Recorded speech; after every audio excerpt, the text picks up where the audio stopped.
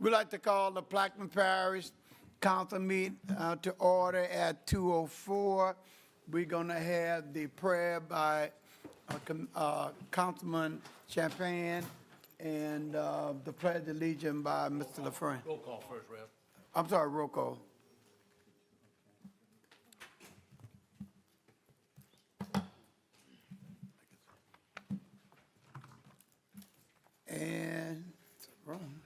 And we have 7 council members present. Commissioner McCarty is not here at the present time, and Dr. Good. And when we say the prayer, we want to lift up Mr. Rob Fauché, is his name? Yes. All of us know him, and we just want to lift him up in our prayer. We know he's a dear friend from Mr. Valley.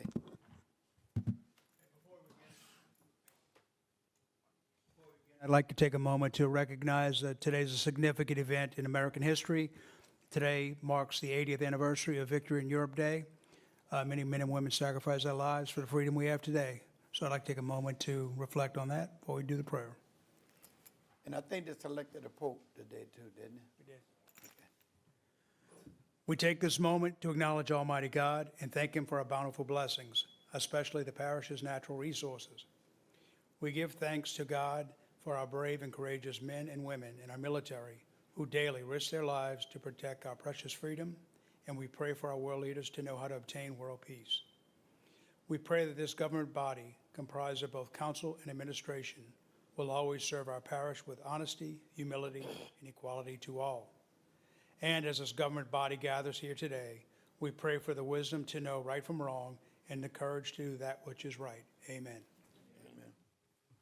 I pledge allegiance to the flag of the United States of America and to the republic for which it stands, one nation, under God, indivisible, with liberty and justice for all. Thank you.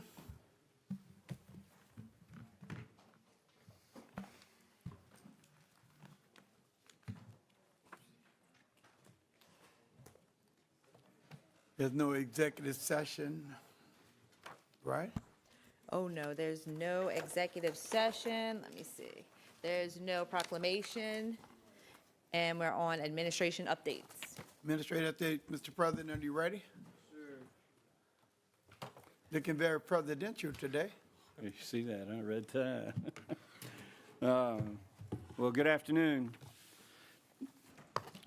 Our event seasons, as far as festivals are concerned on the government complex festival grounds is over until the fall. All events have gone off without any issues. We are still under a no-dig directive from the Corps within 1,500 feet of the river levee. We completed a large drainage pipe replacement on the north side of the bridge in Ms. McCarty's district. Ditch cutting as well as several sinkhole repairs are happening in multiple districts as well. Grass cutting, ditch cleaning, individual residential complaints, concerns are continually being addressed parish-wide as needed. Pre-storm season preparations are underway parish-wide. We're exercising floodgates, assessing the large sandbags that are pre-staged, and we're prepping to build additional bags as needed. On Saturday, April 26, around 3 p.m., it was discovered that a well in Garden Island Bay, which is owned by Spectrum, had blown out and was leaking.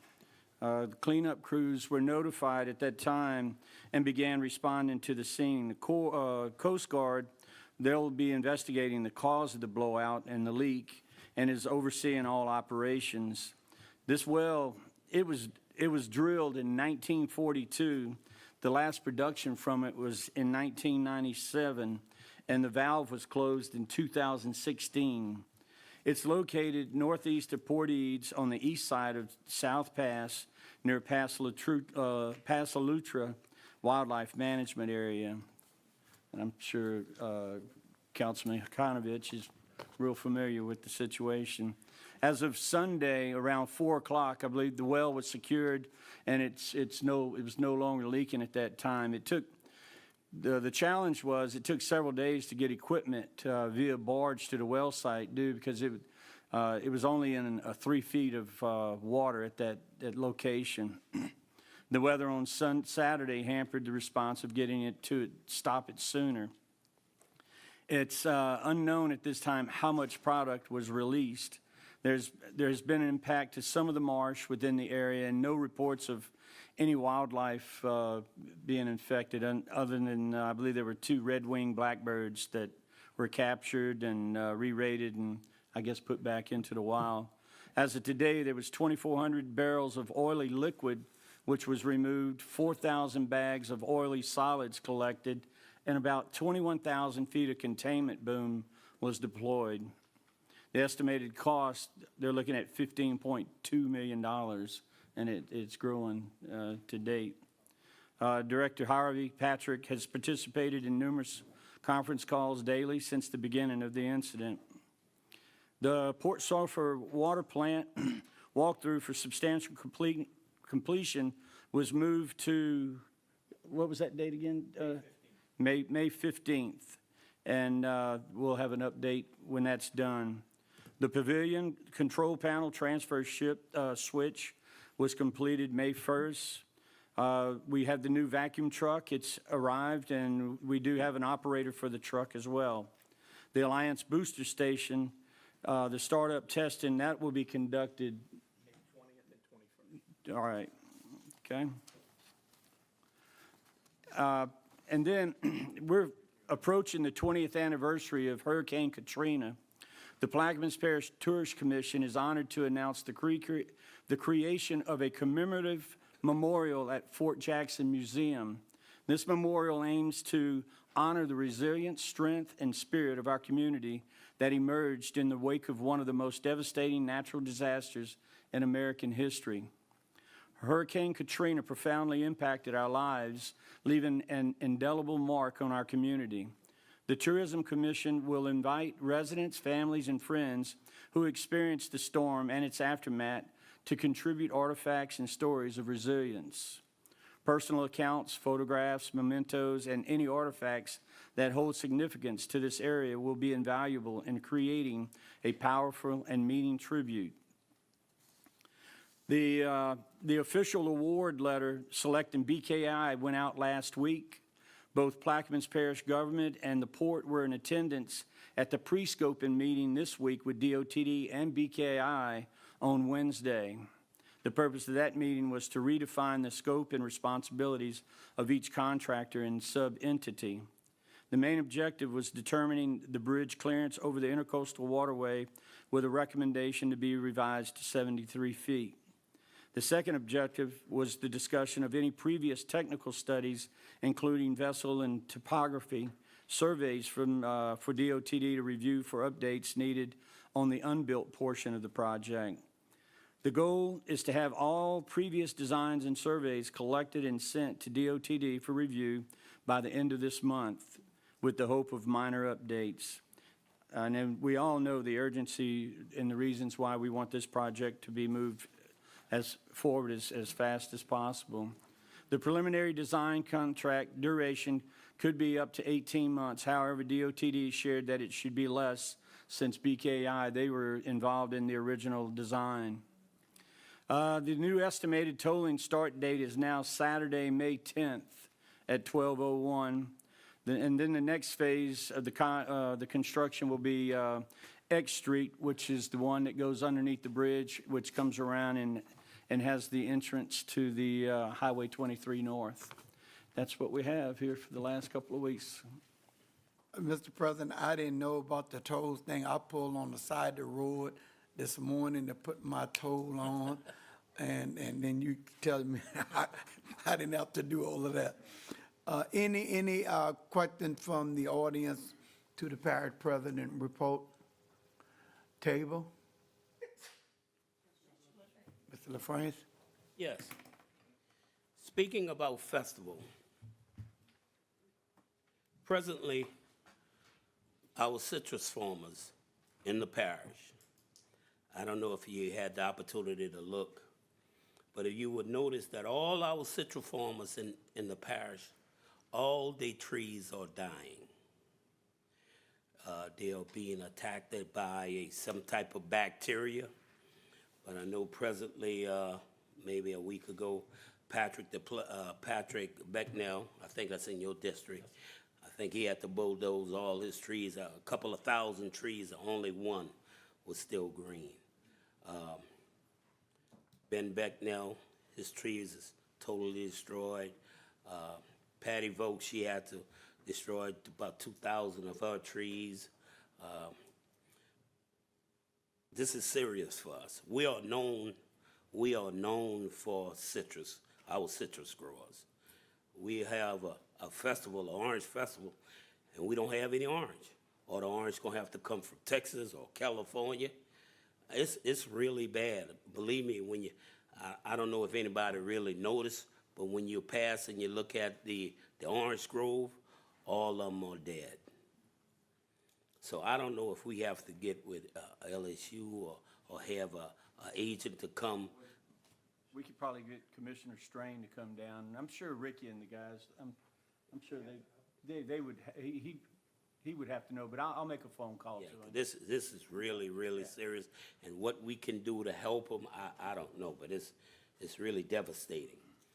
And on the Corps of Engineers with the 1,500 feet, is there any penalties for the people who's digging within the 1,500 feet? Go ahead, Kim. There isn't. I get a report every single day from the Corps with the coordinates of companies doing work on it, but I asked Jeff if he can lend out his inspector for me since I'm in session a lot right now and looking at permits, and we're kind of thinking we have to come up with some kind of ramification if it's pulling their permit, because if you read the LNOs and their permits, it states on there if you're not abiding by regulations set forth, your permit can be terminated. And when people have a permit, an open permit, and decide to dig, do you or anyone, do we contact those people with the permit and let them know that there isn't any digging supposed to be done? Yes, we've also posted on social media. I've even got with Celeste from the port, and she's notified their companies that she's working with that's doing work, and I've notified our companies. But they have to relay that also to their subcontractors, and we're finding that is the issue right now. So when I hear about it, when I get my report, I know what area it is, I know who the contractor is, I contact them and ask them, again, please, tell them no work. So I can expect for you to come back to this council and give us a recommendation how we should proceed, or pulling permits, or a fine, or you gonna give us Well, a fine would be through y'all, but I need to get with legal to make sure what our bounds are of what we can do to offer that recommendation for y'all to vote on. Good, so we need a recommendation. Just real thought process here is that if we revoke and pull that permit, they don't have a permit. I'm not speaking for an attorney, but then they would have to maybe come back and file for another permit, and the fine would be, you got to pay for it again, something like that. I mean, we can explore different ways of doing things. So can you explain to us what is the purpose for the 1,500 feet and the digging process that you can't dig? They are scared that we might hit a pocket of water or something? They're afraid of the integrity of the levee. You don't want any holes, you don't want any seepage, and with the high water, they're already taking a beating as it is. So we're just trying to make sure that the integrity of the levee is withheld. So we don't want to do anything that we possibly can to destroy our levees. And the 1,500 feet, is it from the toe of the levee or is it from the river? It is from the toe of the levee. All right, thank you. You're welcome. Mr. Conover, are you finished? No. Oh, I'm sorry, brother. How I get him back? I'm sorry. A little better than a month ago, we was in court, we finished up court, dealing with the oil companies. So now, just last week, we experienced a well that caused a leak. I'm more than sure that was abandoned well. are we looking into trying to force these oil companies that all these abandoned wells, that they need to be cut and capped? Because presently, I imagine between Bay Barataria and Lake Barataria and Lake Washington, I imagine we have a couple of hundreds out there. Are we pursuing to make them cap these wells? Or is it something that this council, you think that we ought to look into? Because if these wells are just left, we're gonna have this problem with leakage all the time. I would have to say the latter. It'd be something that you as a group would have to, say, come together, and it's all in what you want to do, you know? How do we want to identify that? Yeah. Because I'm sure we have quite a few. And I know a few years ago, back when I was on the council, I know Mr. Gravelet, there was a program, I know they were going out, and a lot of the companies, they were dismantling and removing their equipment from the marsh. So, And I watch a special on this, and what they're doing is these big major oil companies, after they pull the major oil out, they'll sell it to a smaller company. And that smaller company, after they finish pull the little oil that's left, they aren't big enough and have enough capital to cap the well. So this is some of the things that we dealing with. So, Congressman, would you just ask the question? yes. And I heard you, Mr. President, but I just think that it would be good if the legal department, because I think this is a legal issue, and make a recommendation to us, you know, in terms of what legally we can do, because I think this is more of a legal issue that he's talking about than anything else. then it may also be something that we would maybe go on a state level, do some state legislation, and I guess we'd have to partner up possibly with CPRA and different, you know, folks of that nature. Go ahead. No, I mean, the regulation of oil and gas, yeah, obviously we do the construction permits that have been done, but the actual general regulation for all of that are through state coastal use permits, and those are generally handled by the state. And obviously, one of the reasons we had to sue the oil and gas companies because the state wasn't doing their job enough. So I think in Plaquemines Parish alone, you're talking about thousands and thousands of wells. And so I'm just going to say up front, I don't know that we have the capacity to do that, but I certainly think it's worth a meeting with LDNR and see where they are on that, and you know, we can certainly pursue it. But right now, we have not done anything because those regulations are primarily a state function. I would like to respond. Yes. Am I on? No, she have to do, because he's so far down. Okay. All right. It's, you know, I appreciate you bringing this up because it was brought up at our Oyster Task Force meeting on Tuesday. I brought the issue up because of what happened. And what we have to do, a lot of these companies are filing permits to cap wells. But we have nobody checking to be sure they're really capping these wells. That's where the problem's starting to come in. So it's an enforcement issue on that. No one's going out, and it is at a state level. I think it's LEDNR now that may be in charge of that. And also exactly what you said, the big companies get the bulk of it, and they sell to the little companies because they don't want the liability of what just happened. But as a task force, Oyster Task Force, we are looking into that same issue, because after Katrina, east of the river, Bay Gardine, Bay Crab, all that Quarantine Bay area, everything, they had a multitude of wells out there, probably hundreds, and a lot of those wells toppled over for the storm, and there was never no proof that anybody went out there and capped each and every one of those wells that you know, collapsed. And so we feel like there's still a lot of toxins leaking out the ground because the oyster industry's been suffering on the East Bank, not only due to that, but due to, you know, freshwater issues coming through those crevasses.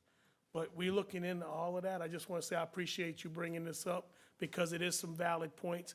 At a parish level, I remember Mr. Gravelet was going out there and assessing all of these because they had a lot of wells that we wasn't even getting taxes on because they were hiding these, you know, they wasn't reporting everything. So I think the big problem comes in with the state of going around and being sure that they're actually capping these wells and not just saying they capped them. So it's an enforcement issue, and I think on a state level, but as a parish, I think you're right, we can maybe recommend a state look into this. Thank you. And as a parent and a grandparent, you know, we want to leave our environment good for our children, you know? And I'm an average fisherman. I like to go out in the bayou, and I see what's going on, and I see what's out there, and I worked out there, so I know. But we need to do something about that. Thank you, and I yield. You do some great fishing. Ms. Conovich, you already in.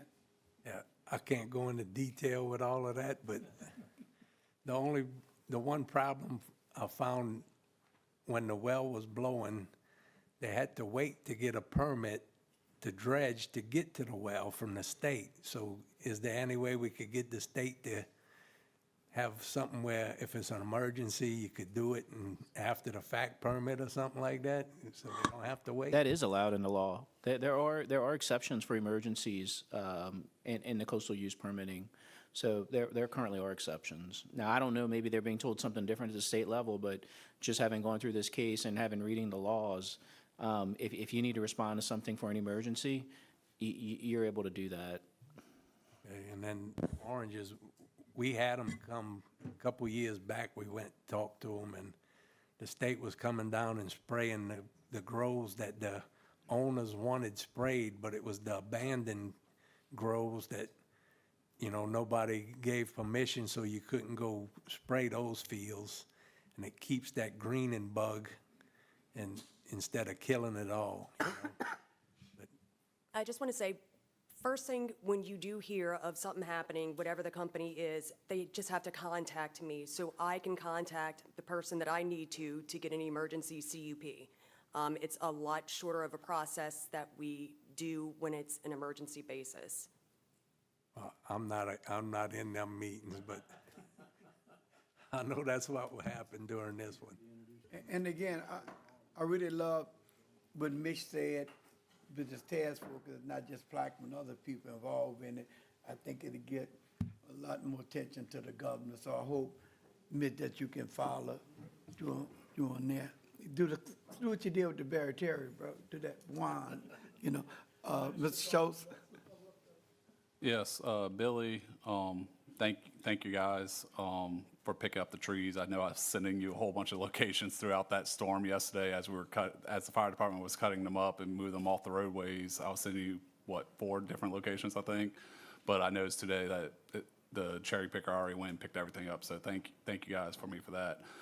Jeff, first of all, thank Infomart for the busted main the other day in front of Printall, because they were able to get back up pretty quick and not shutting down water. However, my question is, this is the same contractor that caused all the damage 2 years ago by G Street, Salvos, all that.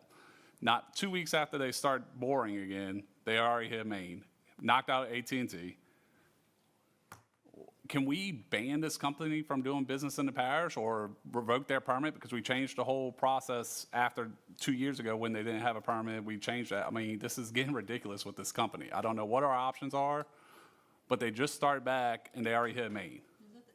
It was actually an old service line. Thank goodness they didn't hit the main, but they did damage an old service line that was out of service, but obviously it was still there. So there was no damage to the 16-inch line, but you are correct. It is the same company. We immediately notified Mr. Tuesday, one of our attorneys. He's handling the case against that contractor, and we'll sit down with him and see what kind of.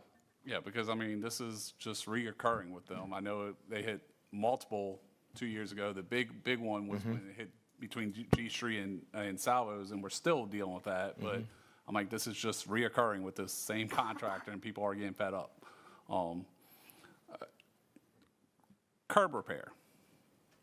2 years ago, or maybe a year and a half ago, not all the areas in my district, and I think Mr. Champagne's district, got on the curb repair list. We were told that it would get on the next round. The next round, we just approved, but we were told that was road repairs. But then we're seeing curb repairs being done.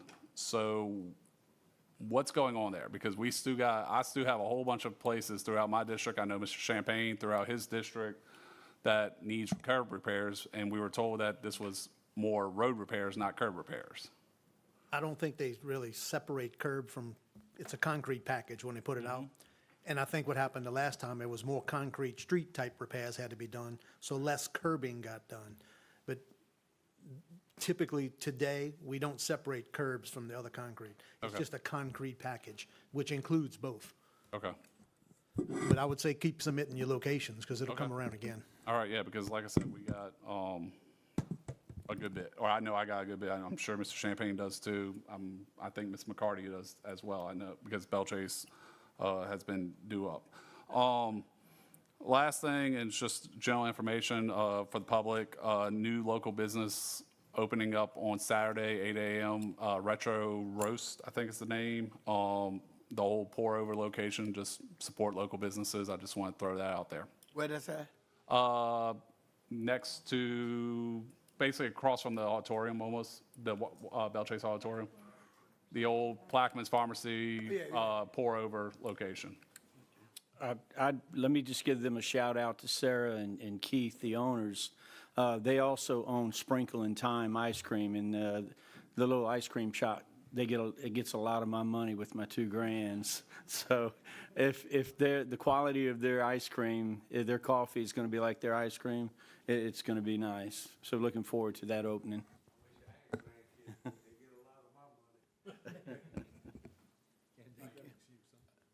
Mr. Newsom, my neighbor. Thank you, Mr. Chairman.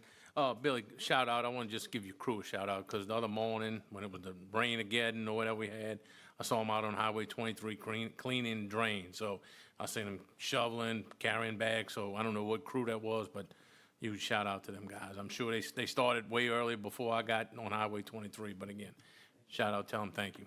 I yield. Mr. Governor. I don't know about that now. Now, I wanted to get with Carlton one more time about the orange growers. I know when agriculture, you usually can get crop insurance. Does any of these have crop insurance, would you know? Because I know farmers are eligible for crop insurance, and I would hope they were, but that was just a question. Maybe we can ask them. That'll help them as well. And Ashley, I appreciate Corey and them working above and beyond on those water parks. They got the one in Buras working in time for a birthday party on Sunday, and the people had a great time. And I talked to him this morning. He's already working on some quotes for the one in Empire. He said, give him a couple of weeks. We should be able to have that one possibly up and running. And I'm going to be checking with Ms. Morrell about the funding that was given over the past few years, because I know that'll be available. It should be available for that. Even if it went in the general fund, I'm gonna want it back. So anyway, I just want to thank you for that. They did a great job. I know and I think they went on Sunday and turned it on for them. So thank you.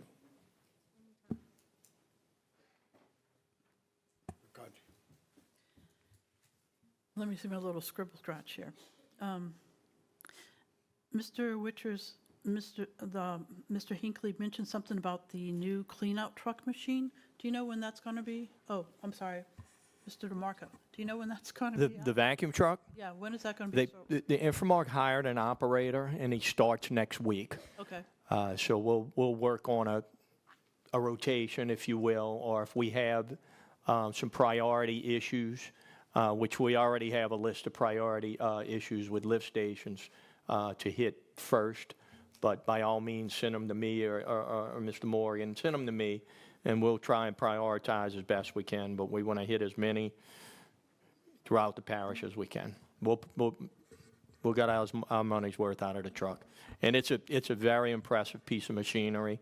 It's the latest and greatest in that type of piece of equipment. It's very impressive. excellent. I hope it can move cement. Maybe debris. I don't know about cement. Okay, so could we also ask Entergy to, storm season's coming, I think June 1st is it, or June 30th that it starts? June 1st. We had a big power outage. I don't know why the outage occurred. Do you know by any chance? I don't, but there was, just looking out my window that morning, there was some pretty heavy winds, Okay. So- trees. It could be a number of things.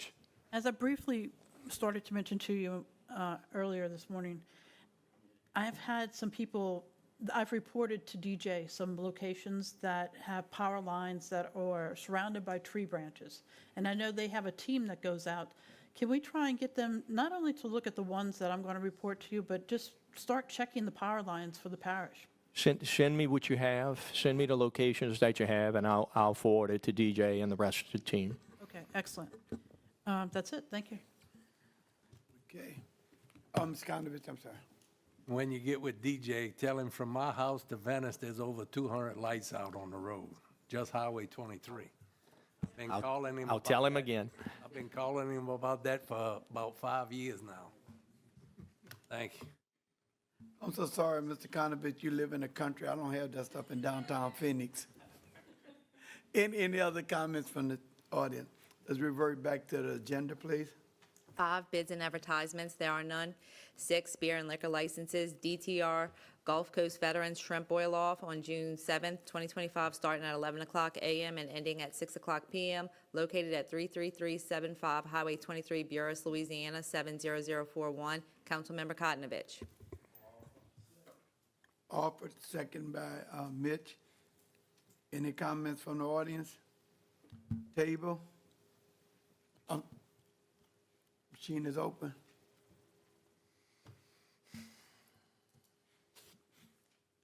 And it passed it with all 8 council members present. Dr. Guyot, next item. 7, building permits. 7A, construction permits. 7A1, Enterprise Products Operating LLC, application number 2025-95, application date 2/18/25. Install ground bed for deep well cathodic protection, Highway 39, 2947, 2995, 90, 02504. Councilmember Edwards. Offered. Second, did you say second? A second by Ms. McCarthy. Any comments from the audience? Administration table? I'm sure Mr. Brock would have one if he was here, but something must be wrong with him. Might be sick today. He's not here, bro, okay?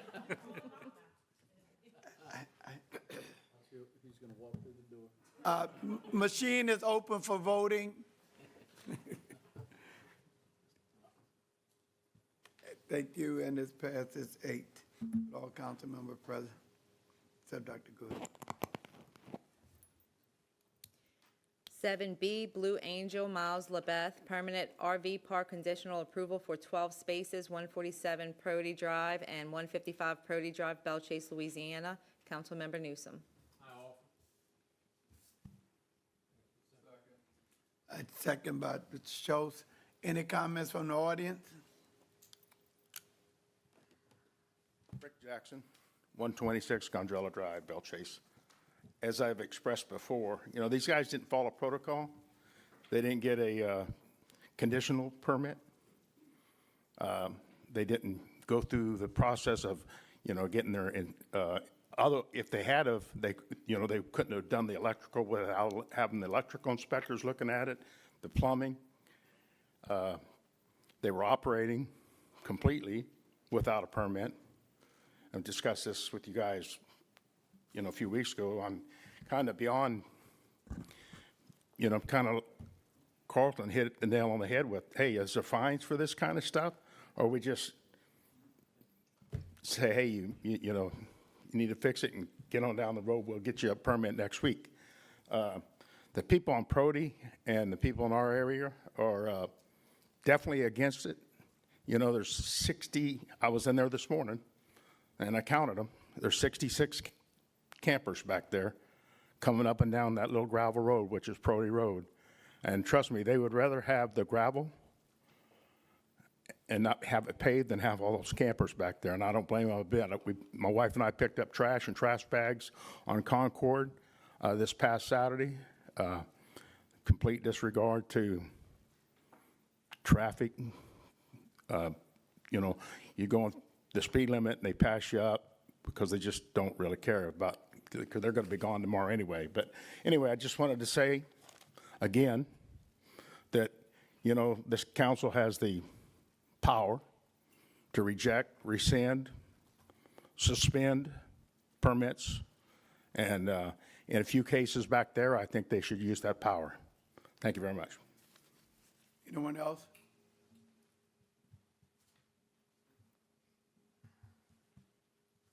Hi, David Clark, 108 Avenue A in Bell Chase.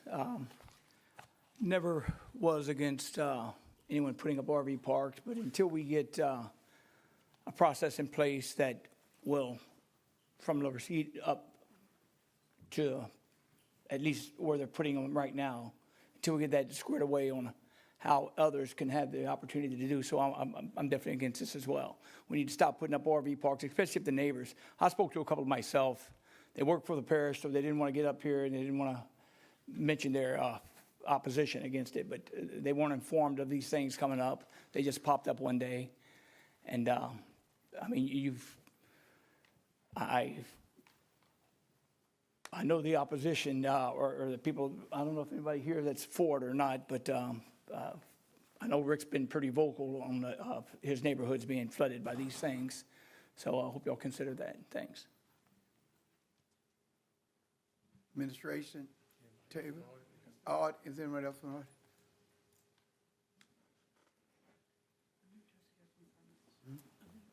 Danny Trosclair, 115 Adam Drive, Jesuit Bend. I'm one of the owners of the property. The property at 147 and 155 have had inspections and have been properly permitted through the permit office, through electrical, through plumbing, and final inspected with this government.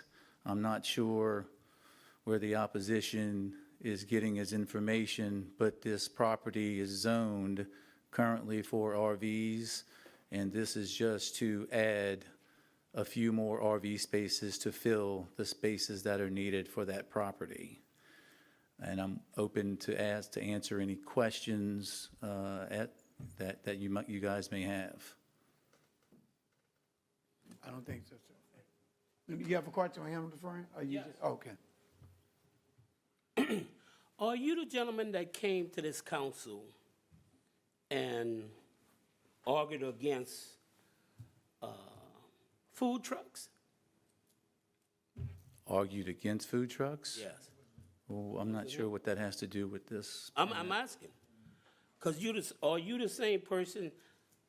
I was here in opposition? No, I was here to express my wife's business to make sure that this council properly permits food trucks the way RVs are being properly permitted. That's what I was here for. And we've had several meetings with Mr. Schultz, with Councilman Jurisic and Newsom to address that, and I believe everything's been hammered out. I've actually helped two food trucks get permits in the parish, me personally. So I'm not against them. I'm for them, but I wanted to make sure that they were done properly. I yield. What's the relationship you're trying to Well, establish? I was trying to explain, the relationship is, you want to cater to the workers, which workers need the food truck, Agreed, I agree with that. but yet you want to make money on the trailers who still are the workers. Yeah, and so we're clear that that's not what you was doing. Okay, Sir. do y'all have any signatures? Because every time I came to this councilman and wanted to kill a trailer park, anything, I had signatures. I'm not trying to kill the trailer park. I'm the owner. Okay. I thought you was acting up for other people, not. Yeah, anybody here, do y'all have any signatures that didn't want the trailer park? Because I don't think that question go to you, sir. Agreed, yes, sir. Okay. You didn't receive any? No. I can tell you that since I developed that property, which was a public street for years, I've had nothing but compliments and praise from the neighbors on the street, opposite of what person just said before me. Cleaned up the trees. I'm back there every morning, every evening. I have a dumpster. All of my water lines were installed correctly. I had added a fire hydrant that was asked me. I've done everything that was asked for me to do. And I went above and beyond to develop the site. And it's in, I think, one of the most appropriate areas. It's out of sight, out of mind.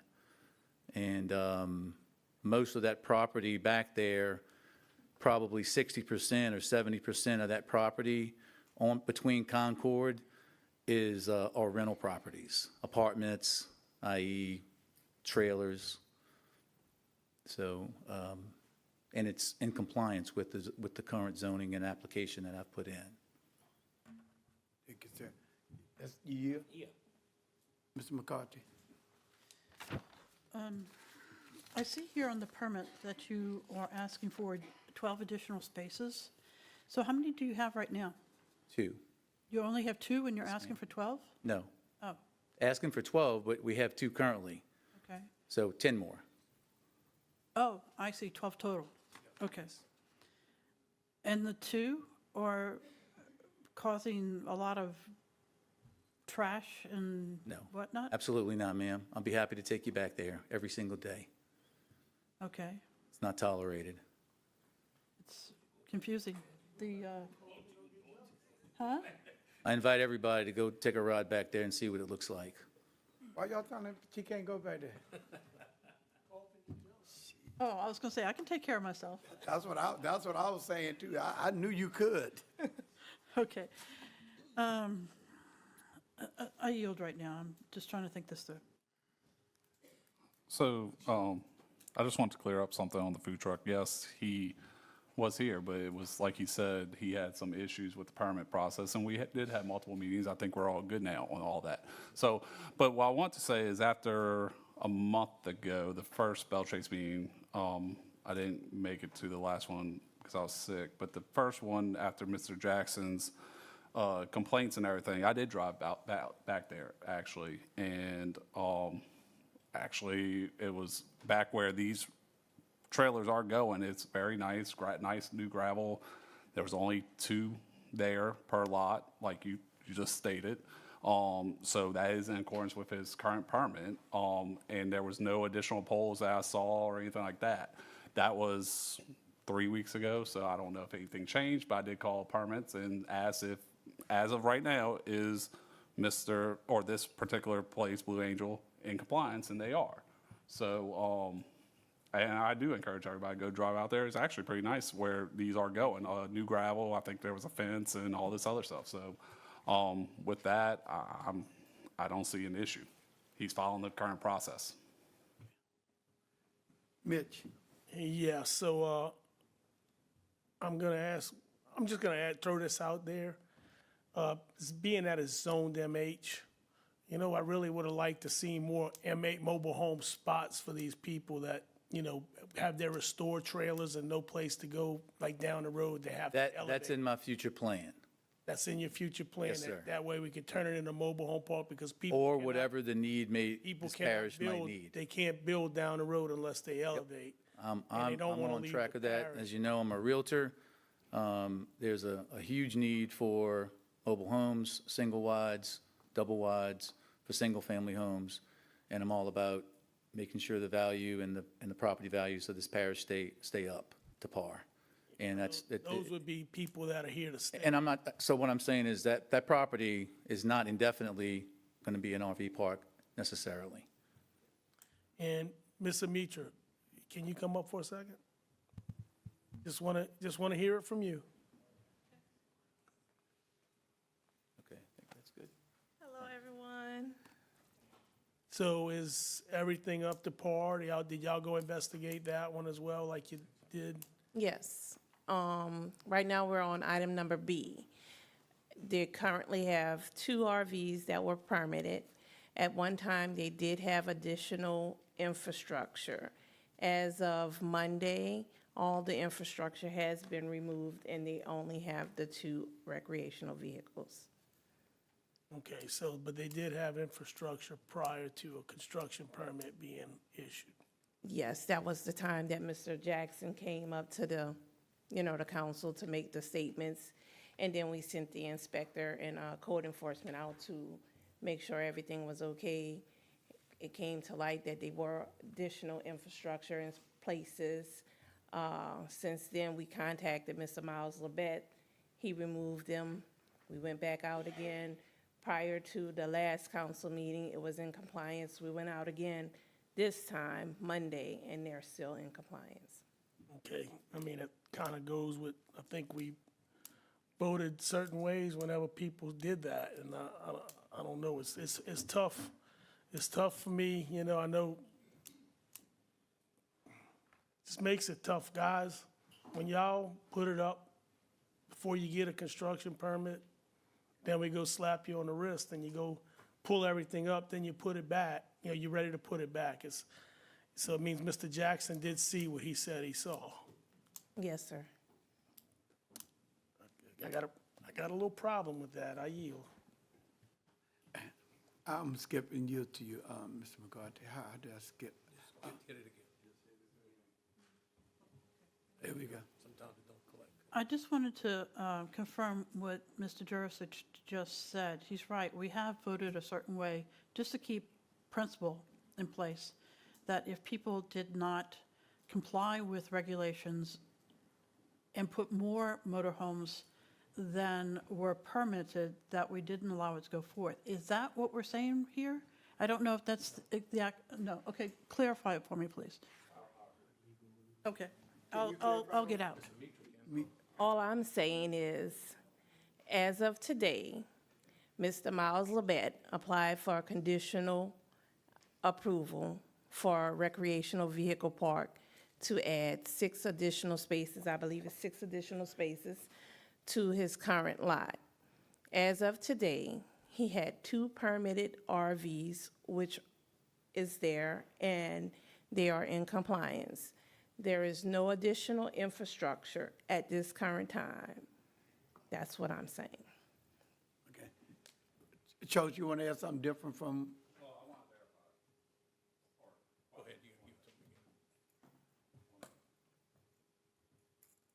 So when we went out and inspected, there was no additional RVs though on site, correct? No RVs, but infrastructure is I get part that. of the process. In the past, though, what we're trying to say, were precedent and stuff, were actual RVs collecting revenue, taking advantage of the permit process. They got slapped on the wrist. There was never any additional RVs collecting revenue yet. They realized they were wrong, took it down, and now has to pay to go put it back up. So that's how I get what you're saying, Mitch, and that's why I want to clarify that it is a little bit different from what has happened in the past where people put RVs up, was collecting revenue for possibly months and taking advantage of the process. This is a little bit different of a situation and has been corrected and now in compliance by the time we vote on it. So that's the only thing I want to clarify. Thank you. I just want to go on record as saying, what's your name again? Dan. I'm voting no. It's nothing to do with you personally. And I made a decision on all these RVs, I'm voting no because I still take the position we messed this up rawly. And I don't know if we can fix it yet. So my no is nothing against you personally. I just want to go on record of saying that I'm just going no on the RV until we get it straight. So on this particular site, with the additional infrastructure that was added, it was a communication error between the contractor and us. Once we realized that it was an accident, we stopped construction. We were not given permits until the, I don't know what is, Zach that works in permits, and we had to sign an affidavit saying that we would not put any mobile homes on those spaces, and there were never any mobile homes on those spaces. Nobody ever told us to take it down. Nobody said to put it up, so we just kind of let it lay in limbo. while we were going through this process. So there was a mistake there. It was corrected, it was properly documented, and the 2 RVs that are currently on the lot were not allowed to be permitted there until we signed that affidavit, which we have copies of and happy to distribute. So, yes, it was an error, and we did the best we could at the time with what we were working with. But we never did rent any spaces at all. I've stayed in contact with the director, with Amitra, and permits regarding this process. Thank you for your response. Mr. McCarty? I'm sorry.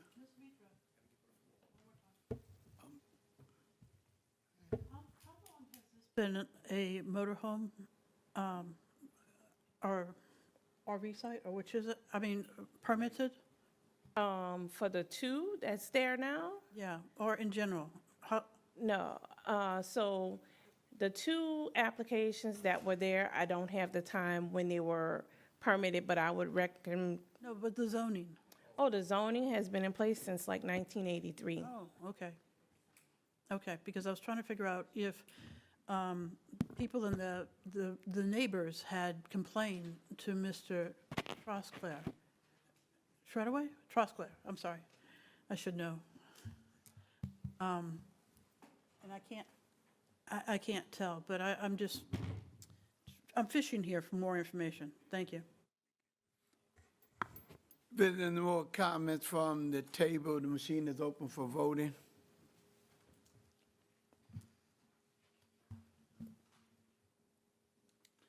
And it passes 1 to 3. It passes with 6 yes, 1 no, and 1 abstention. Next item. C, Blue Dog RV Park conditional approval for 12 spaces, 115 Prody Drive, Belchase, Louisiana. Councilmember Newsom.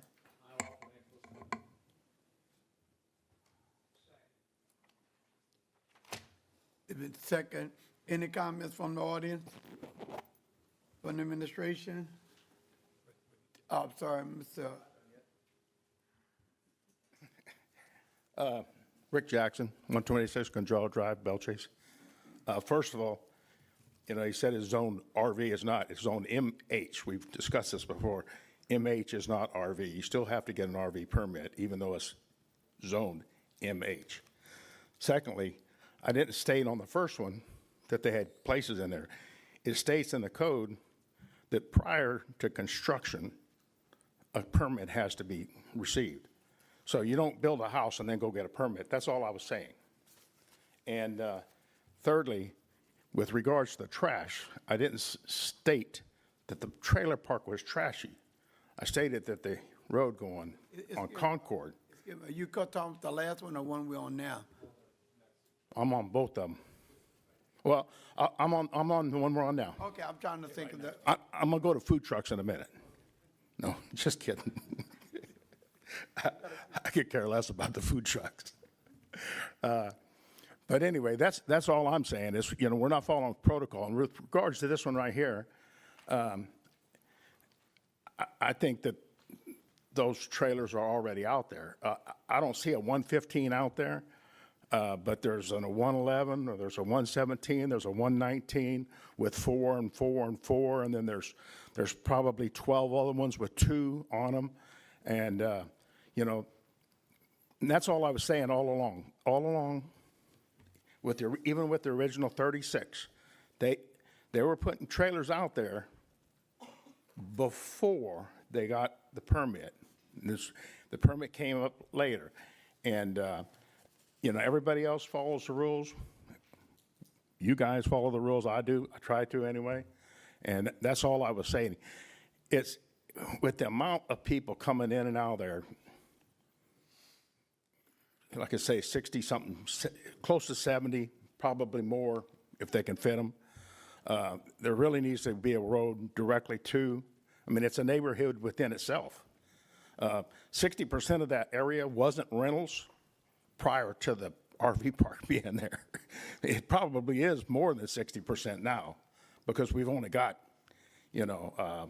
40 or 50 homes back there to start with. So But again, like I say, without having a road going directly to Bell Chase Highway, you know, and not coming through everywhere else, you know, that's all I'm saying, is we got to follow protocol.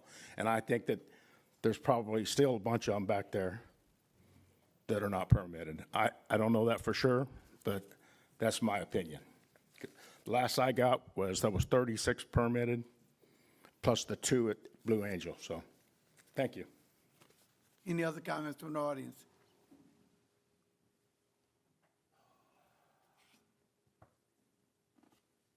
Danny Trosclair, 115 Adam Drive. So this property touches the, it's what I call Phase 1. It's been there for quite some time. Originally, it was one parcel that was subdivided into 3 parcels before I bought it. So they do currently have 6 RVs there, which were properly permitted 6 years ago. So Mitra asked, and we decided to re-subdivide that, which was done last year, into 1. And so I'm asking for 6 additional spaces, which would fill this spot up. And it's something that's been there for a very long time. That's it. Thank you. Thank you. Mr. Trosclair, am I to understand that you own both of these parks? Yes, ma'am. Okay. But you just now stated that you just recently acquired the second park, because I was trying to find out why you would not have them both under the same name if you were trying to avert. Two different, so a lot of these properties are separate. They're not connected. And when you apply for permits, you have to apply in the names of the ownerships of them. So I have one under different, actually all 3 are in 3 different names. Well, Blue Dogs is under 2 of the same, so it is the same. Two are the same owners, and one that was just up, I own with Mr. Miles. Okay. For the attorneys in the room, is there any reason why a single owner under separate LLCs or entities should not have more than one park adjacent to each other? And like if it were all under one name, would that make a difference for the number? No, the RV permit regulations are specific to properties, and so all the regulations are specific to individual parcels. So if a property owner has one in Bell Chase, one in Port Sulphur, and one in Boothville, and they're all owned by the same person, the regulations apply to the specific they're all properties. adjacent to each other? Right, now, if the property owner is committing illegal activities in one, it could, have an impact on how the other ones are treated. But as a general matter, parks are regulated by property, not by owner. So these are subdivided, but since they are adjacent to each other, am I to understand that? Or no, they're They're separate? separate properties. This particular parcel was 3, and now it's 1. And it basically is the same size as the other one, and we can fit 12 total. Okay, I just wanted to make sure we're not doing any kind of runaround. Thank you very much. Thank you. I think Mr. Jackson brought up a point about another alternate access. Is that possible? So there is a parcel that I do not own that was just cleared that touches South Concord. There is I believe it's a 25-foot right-of-way that touches this parcel that we're talking about. And I don't know, Ms. Amitra might be able to answer some questions about the future development of that. I have no clue. But yeah, so to answer, there is an alternate access besides Prody. Maybe we could look at, as a good faith effort to Whatever works. Jackson and the other ones that. I did see a manhole cover that was dropped off this week, so it looks like they're prepping for proper drainage and probably sewer, because that's all public. But yeah, so I mean, if the council, if Ronnie needs some help with access, I'm happy to sit and discuss to make whatever is the right decision for that area. Okay, that was the question I had for you. And Ms. Amitra, one more time? But let's be clear, he doesn't own that property and he can't speak for that property owner. That's just, But he knows who owns it, I'm sure, and I think they could probably work something out. So that access is. Can you come to the mic, sir? So that access is a recorded, is it private? It is private. Okay, so she can answer that better than me. Yes, sir. I thought I saw when, and I'll double check, but I thought that there was a recorded document that had access, a 25-foot access that touched my property, this particular one here at 115. So, but we can confirm that. The access goes to the end of Mr. Height's property, so he still would have to get consent and permission from Mr. Height to be able to utilize that. Right, and that's where I was going with it. I know Mr. Height has he's developing back there as well, and it may be a way to appease the neighborhood and get some of the conflict out the way. That's what I was asking, Dan. Maybe y'all can work on that. And you've looked at this property as well? Yes. Y'all good? Yes. Okay, that's all I have for you. I'm good, you know. Oh, okay, because I'm looking at you like, no, I'm playing everyone. Thank you so much. I guess the machine is open for voting now.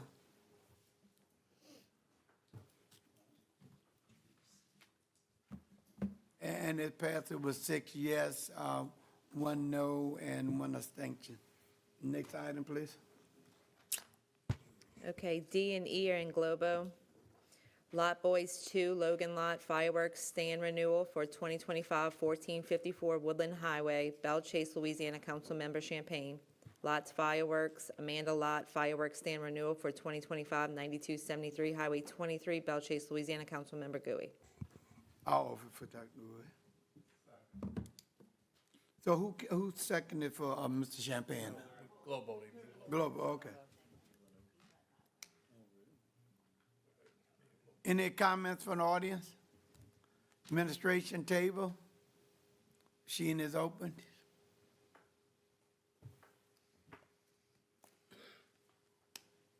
And it passes with all, the 8 council members present.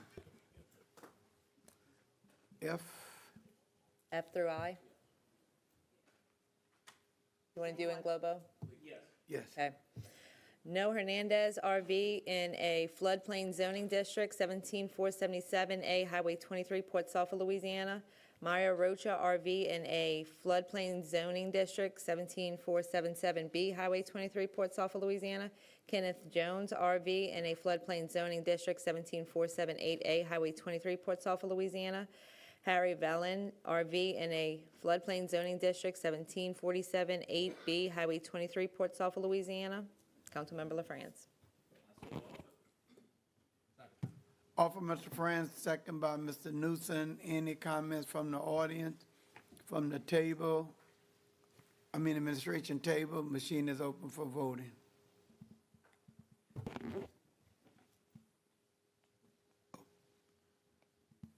And it passes with 6 with 1 no and 1 abstention.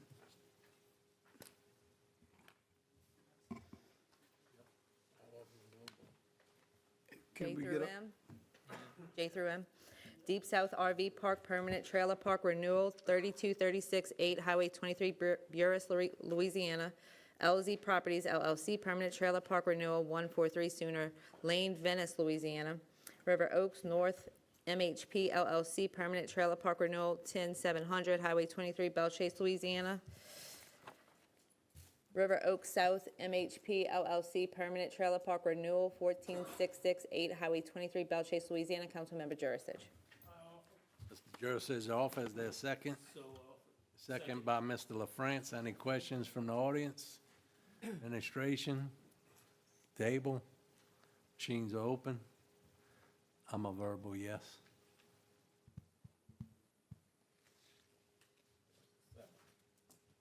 And it passes 7-0, 8-0.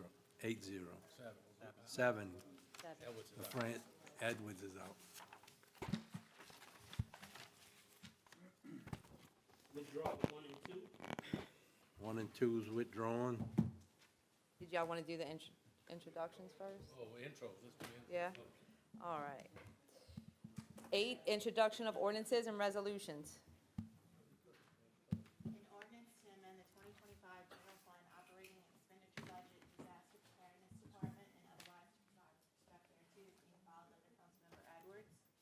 The next two will be under Councilmember Schultz. An ordinance to amend the 2025 operating revenue budget to accept the donation to remove trees in conflict with signage for the bridge and otherwise to provide with respect thereto. A resolution authorizing the parish president or his designee to accept the donation of infrared sauna for use by the fire department and otherwise to provide with respect thereto.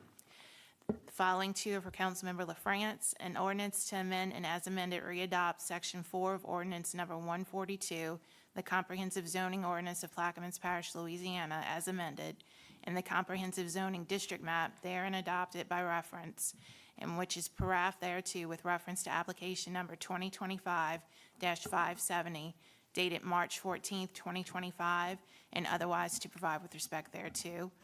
A resolution approving the issuance of a 2-year extension commencing upon the expiration of the current 2-year extension period to Woodland Borrow Pits LLC for the existing sand pit on property located in a floodplain zoning district at 22238 Highway 23, Port Sulphur, Louisiana, all in accordance with application number 2019-753, dated June 28th, 2020, and otherwise to provide with respect thereto. The following are for Councilmember Jurasich, a resolution supporting the submission of a letter advocating for the funding and continued support for the Sea Grant program, and otherwise to provide with respect thereto. An ordinance to amend the 2025 general fund revenue expenditure budgets, and otherwise to provide with respect thereto. An ordinance approving a plan of re-subdivision of the property of Wharves and Docks Company LLC, Plaquemines Parish, Louisiana, as shown on the map of re-subdivision, Lot 1-A of Plot 1, Cedar Grove Division, into Lots 1A1 and 1A2, Cedar Grove Division, by Bryant Hammond Associates, certified by Hugh McCurdy III, PLS, dated March 13th, 2025, the owners having fulfilled all the requirements of the subdivision and re-subdivision ordinance of the Parish of Plaquemines, without cost to the Plaquemines Parish government or the Parish of Plaquemines, and otherwise to provide with respect thereto. A resolution ratifying the President's appointment of Councilmember Brian Champagne as his designee on the local ITEP committee in accordance with Section 549 of Title 13, Chapter 5, Subchapter B of the Louisiana Administrative Code, and otherwise to provide with respect thereto. An ordinance to authorize an act of sale by the Parish of Plaquemines to sell certain adjudicated properties, parcel number 1617242, by public auction, and otherwise to provide with respect thereto. And I'm sorry, that one's for Councilmember Konovich. And we're going back to Councilmember Jurasich now. A resolution to initiate zoning district classification map changes pursuant to Section 12 of Ordinance Number 142, the Comprehensive Zoning Ordinance, to amend the Comprehensive Zoning District Map therein adopted as amended of Section 4 of Ordinance Number 142, the Comprehensive Zoning Ordinance of Plaquemines Parish, Louisiana, and otherwise to provide with respect thereto. A resolution to initiate text amendments pursuant to Section 12 of Ordinance Number 142, the Comprehensive Zoning Ordinance, to enact a proposed new Article MU Mixed Commercial Industrial District and amend Article L 1-3 Heavy Industrial District and Section 3 Definitions of Ordinance Number 142, the Comprehensive Zoning Ordinance of Plaquemines Parish, Louisiana, and otherwise to provide with respect thereto, and that is it. Thank you. Nick? That was the introduction. Yep, did y'all want to go over what's deferred? Did you want to go over deferrals? Yes. Yeah. Can we get all deferrals right now? Is there any? Yes. Which one, Mr. LaFrance? No, that's Mr. 1 and 2. You're withdrawing or defer? Okay. Yeah, they already withdrew, I said somebody. Defer for 1 and 2. C and D. C and D. Okay, somebody broke that already. Oh, okay. He wrote it on. Any others? Okay, no other. 9, ordinances and resolutions on second reading and final passage. 9A, ordinances and public hearings pursuant to Article 6, Section 601E of the Plaquemines Parish Charter. 9A3, an ordinance to amend and amended to readopt Section 4 of Ordinance Number 142, the Comprehensive Zoning Ordinance of Plaquemines Parish, Louisiana, as amended, and the Comprehensive Zoning District Map therein adopted by reference, and which is paragraph thereto with reference to application number 2025-567 dated February 20th, 2025. Councilmember LaFrance. I'll offer for discussion. Offer for discussion, second by Mr. Newsom. Mr. Conovich, I'm sorry.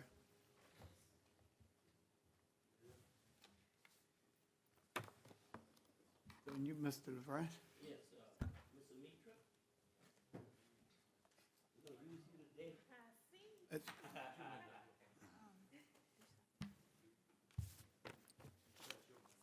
Can you explain this to us? Okay, so this item was heard by the Plaquemines Parish Development Board. These properties belong to the Plaquemines Parish Port Harbor and Terminal District. They petitioned from a resolution that was voted on by you all to have the Development Board hear these petitions to go from map change of floodplain to heavy industrial. So presently, this is port property. That is correct. Okay. Thank you. You're welcome. I so offered. Any comments from the audience? Administration? Table? Machine, are you coming up, Ms. Buck? Oh, okay. Machine is open.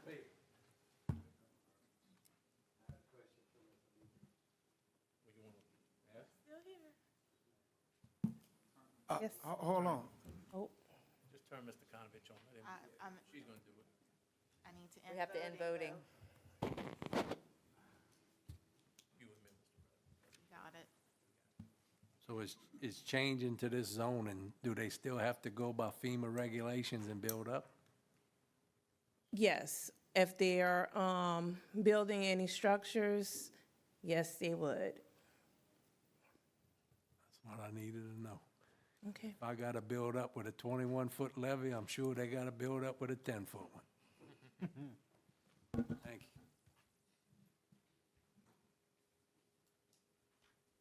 You satisfied? Machine is now open again for voting.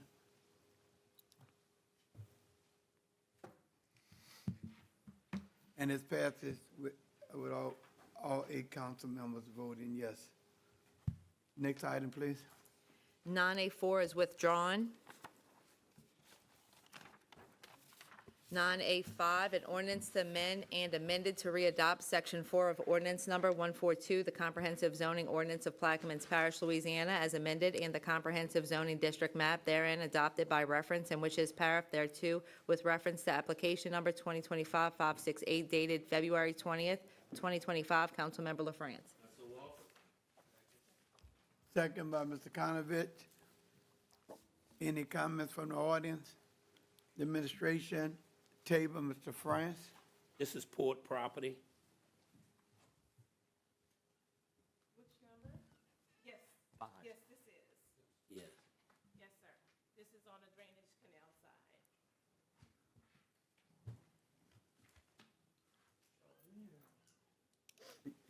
You through, Mr. France? Yes, sir. Any comments from the audience, administration, table? Machine is open for voting. And it passes with all 8 council members voting yes. Next item, please. 6, an ordinance to amend and amended to readopt Section 4 of Ordinance Number 142, the Comprehensive Zoning Ordinance of Plaquemines Parish, Louisiana, as amended, and the Comprehensive Zoning District Map, therein adopted by reference and which is paragraph thereto with reference to application number 2025-569 dated March 14, 2025. Councilmember LaFrance. Second by Mr. Konovich. Any comments from the audience? Administration? Mr. LaFrance, you have the floor. Yes, this is Miss Celeste Ancor property that the port has been trying to obtain. I yield. Machine is open for voting.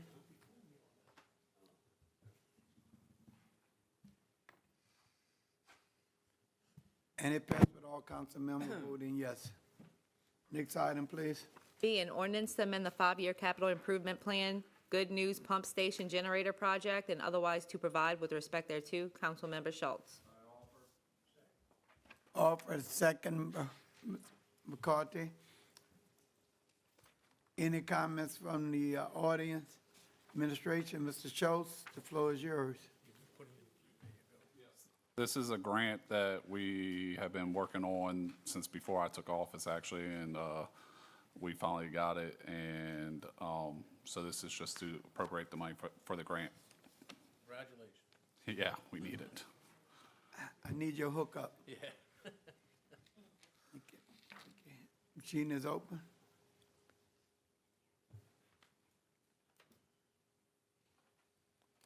And it passed with all 8 councilmen voting yes and hoping Mr. Schultz give us his connection. Next item. E, an ordinance to amend the 2025 General Fund Operating Expenditure Budget, David Summer Recreation Program Department, and otherwise to provide with respect thereto. Councilmember Edwards. So offer it. Second. Any comments from the audience? Administration? Yes, this is Ashley Morrison, Director of Arts, Parks, and Recreation. I would like to introduce or just give a little background on why this is on the agenda. Of course, last year, we talked about having the summer camp program go under recreation. An effort was made last year up into the new year to expand the summer camp program offerings throughout the parish through summer program partners. I took out 4-week ads in the Gazette, almost quarter-page color, to try and encourage residents to apply to be summer camp partners through the Department of Recreation. This would allow us to bring the programs into our department and then to allow us an opportunity to provide these options across the parish with little to no funding associated with parish funding. However, I did not have anyone apply or anyone try to come under the umbrella and partner with me. So that is why we are here now asking for funding of $25,000 to fund a summer camp on the East Bank. The goal is to shift from amending the budget, as we are here right now today, and to support summer program and to include summer programs in my annual budget, so in my yearly budget. That is what the goal is as we shift to new offerings or to create new programs for our kids. Until we reach this milestone, we are requesting funding to stand up a program on the East Bank for summer enrichment. I would also like to add, while the ordinance reads summer camp for the East Bank, this is a summer camp on the East Bank, and it is going to be open to youth ages 4 until I think 17 residing in Plaquemines Parish. Now that the ferry is open in Point Lahash, it's an easier access for residents on the southern end to get over. So I do want to make that clear that this program is not just for our youth on the East Bank. It will be open to youth across the parish if anyone would like to attend and would like to apply for that. So again, if approved today, Arts, Parks, and Recreation will be partnering with Prominent Youth Foundation. The ladies are here today. If you all don't mind just standing up to acknowledge yourselves. These ladies are with Prominent Youth Foundation, and they will be partnering with the department should this pass today to execute this program. Mitch? Let's get the audience first. You want to come up? Why don't you come up, and bring quiet with you? Why don't you just come next to, we know you're not going to say anything, but at least stand next to, break out your shyness. Because you're really the big fools behind Prominent Youth. Introduce yourself and your sidekick. I'm Danielle Silva. I'm the CEO of Prominent Youth Foundation, and this is Tia Kose. She is our Community Engagement Director. Any questions? Or? A little bit who, what, when, who you are. Who, what? Oh, we organized Prominent Youth Foundation in 2022. It became a nonprofit, but we had been working as an organization from 2020. We're looking to do the summer camp with Ashley. We have a CEA as of now with Percy Griffin Community Center. We'll be using the facilities as our home office for our organization. We have been doing a lot of programs and events. We have a free Christmas fest. We have a free Easter fest. We have free women's brand. Everything is free that Prominent Youth is doing so far. We have free workshops for children, youth, and seniors. We also have free senior Thanksgiving dinners as well each year. The summer program, enrichment program, we were very excited about pertaining to the kids here, not just on the East Bank, but on the West Bank as well, because we have a set program that we've scheduled from our enrichment program development that we've concerned ourselves with here on the East Bank and the West Bank. Does anyone have any questions? You do the Down the Road Festival too, right? Yes, so we do the Down the Road Festival, which is coming up on May 31st. Okay. Mitch? Yeah. I'm sorry, no. Oh, you done messed him up now.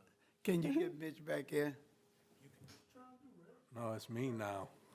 Okay, we got it. Oh, kicked him. Hey, yo, For some reason, Mitch, I don't want you to say nothing. I know, I see that. Yeah, but I'm up? Okay. there you go. No, Ashley, I really appreciate what you sent us all, explaining everything. It was very detailed, very thorough, and I really appreciate you doing that for us. And, so she did a great job, and I just wanted to commend you for that. Thank you. Yes, Ashley, thank you for the hard work, but maybe you shouldn't have put it in the Fish Wrap magazine. I'll talk to you later. Well, listen, I also spoke about it every council meeting for, I would say, upwards of about 6 months, trying to explain it through these meetings. I also put it on Facebook, and then I went to community meetings, and I talked about it with community members. I don't know if, I think that there's a lack of information about partnering for programming, and so that is going to be my objective in this coming year, is to really get out there more and utilize, now that I have these program partners, showing what it is that we're offering. And hopefully, I honestly think it's the word is spreading, because people are contacting our department on how they can partner with recreation to provide additional services at no or little cost to our residents. So the word is picking up. It just was a little slow, and it took some people to get those partnerships going first for it to take off. But I think that we're on the right track here. I'll get with you later. Yes, please. I'll help you. Thank you. Actually, I appreciate you being so nice to that messy stuff he was doing, but you did an excellent job with it. Mr. LaFrance. Yes, thank you for the report. Thank you, ladies, for working with our youth. You did mention that you planned on using that center, Reverend Evans. Is the air condition fixed in that center? Or will it be ready? First, let's keep the conversation. I'm asking a question Can we because talk about this we, afterward? No, it's not there, but we had a community meeting and Jeff and President Hinckley was there and they made a commitment to, we know we need a new unit, but until the new unit there, they have made a commitment to making sure that it's there. The only other thing I would add to that, Jeff, is that if we can have some of those big fans just on standby in case something happened. I think that's the conversation, I had with Prominent Youth. So in case it do happen, at least it'd be on standby. so it is projected to be ready. That's what you're telling me? I can't, well, the air conditioning, but not what we need is a new unit. So, but Jeff had made a commitment that they would, because I didn't know we have thermostats at the building now. So since it's a thermostat building, then I just think in advance, every week, however we do it, to check it to make sure it's really happening in advance. So Jeff, those units have to be made? Those units has to be made? There's 3 units in that building. 2 of them are, I want to say, installed in 2022. I'll go back and look at my notes, but one of the smaller units is an older unit and needs to be replaced. So you coming to us and asking for money to have it done? Well, I think we were going to come to Yes. administration looking into it, yes. Yeah. All right, thank you. Again, Prominent Youth is really a great organization. Been doing some extremely work, and I think they've done a lot of work with the administration, helping with the Christmas party. They're well established in this community, known on East and the West Bank. The only cautionary thing I would share with the ferry being open is that you might have to limit enrollment because they only could do so much to 25. We don't want sending all of his relatives over to our camp, and we ain't got about 25,000. So we might have to say, while we welcome it, for capacity-wise, we might have to turn some people down. So, I just think that need to be put out there. But I want to commend Prominent Youth for the work that they're doing on East Bank and the corporate endeavor agreement that they hook up with the parish. I think they're doing some extremely great work. Mr. Bartholomew, you? Thank you all so very, very much. Yes, John L. Bartholomew, 15425 Highway 15, Braithwaite, Louisiana, zip 70040. I'm here just to add the sauce to the steaks, to recommend the attitude Prominent Youth has. We are in a destitute area for children, activities on the East Bank. There aren't any. There aren't any, no way out. And when they move in, they've had a vision of offering their services to make sure that all our young people have a way to get involved in prominent, successful, educational, and recreational activities that will support their lives in the future and times to come. So I'm very supportive of what you have done today, and I hope that this is just the beginning, because so goes the youth, so goes our parish. Machine is open for voting.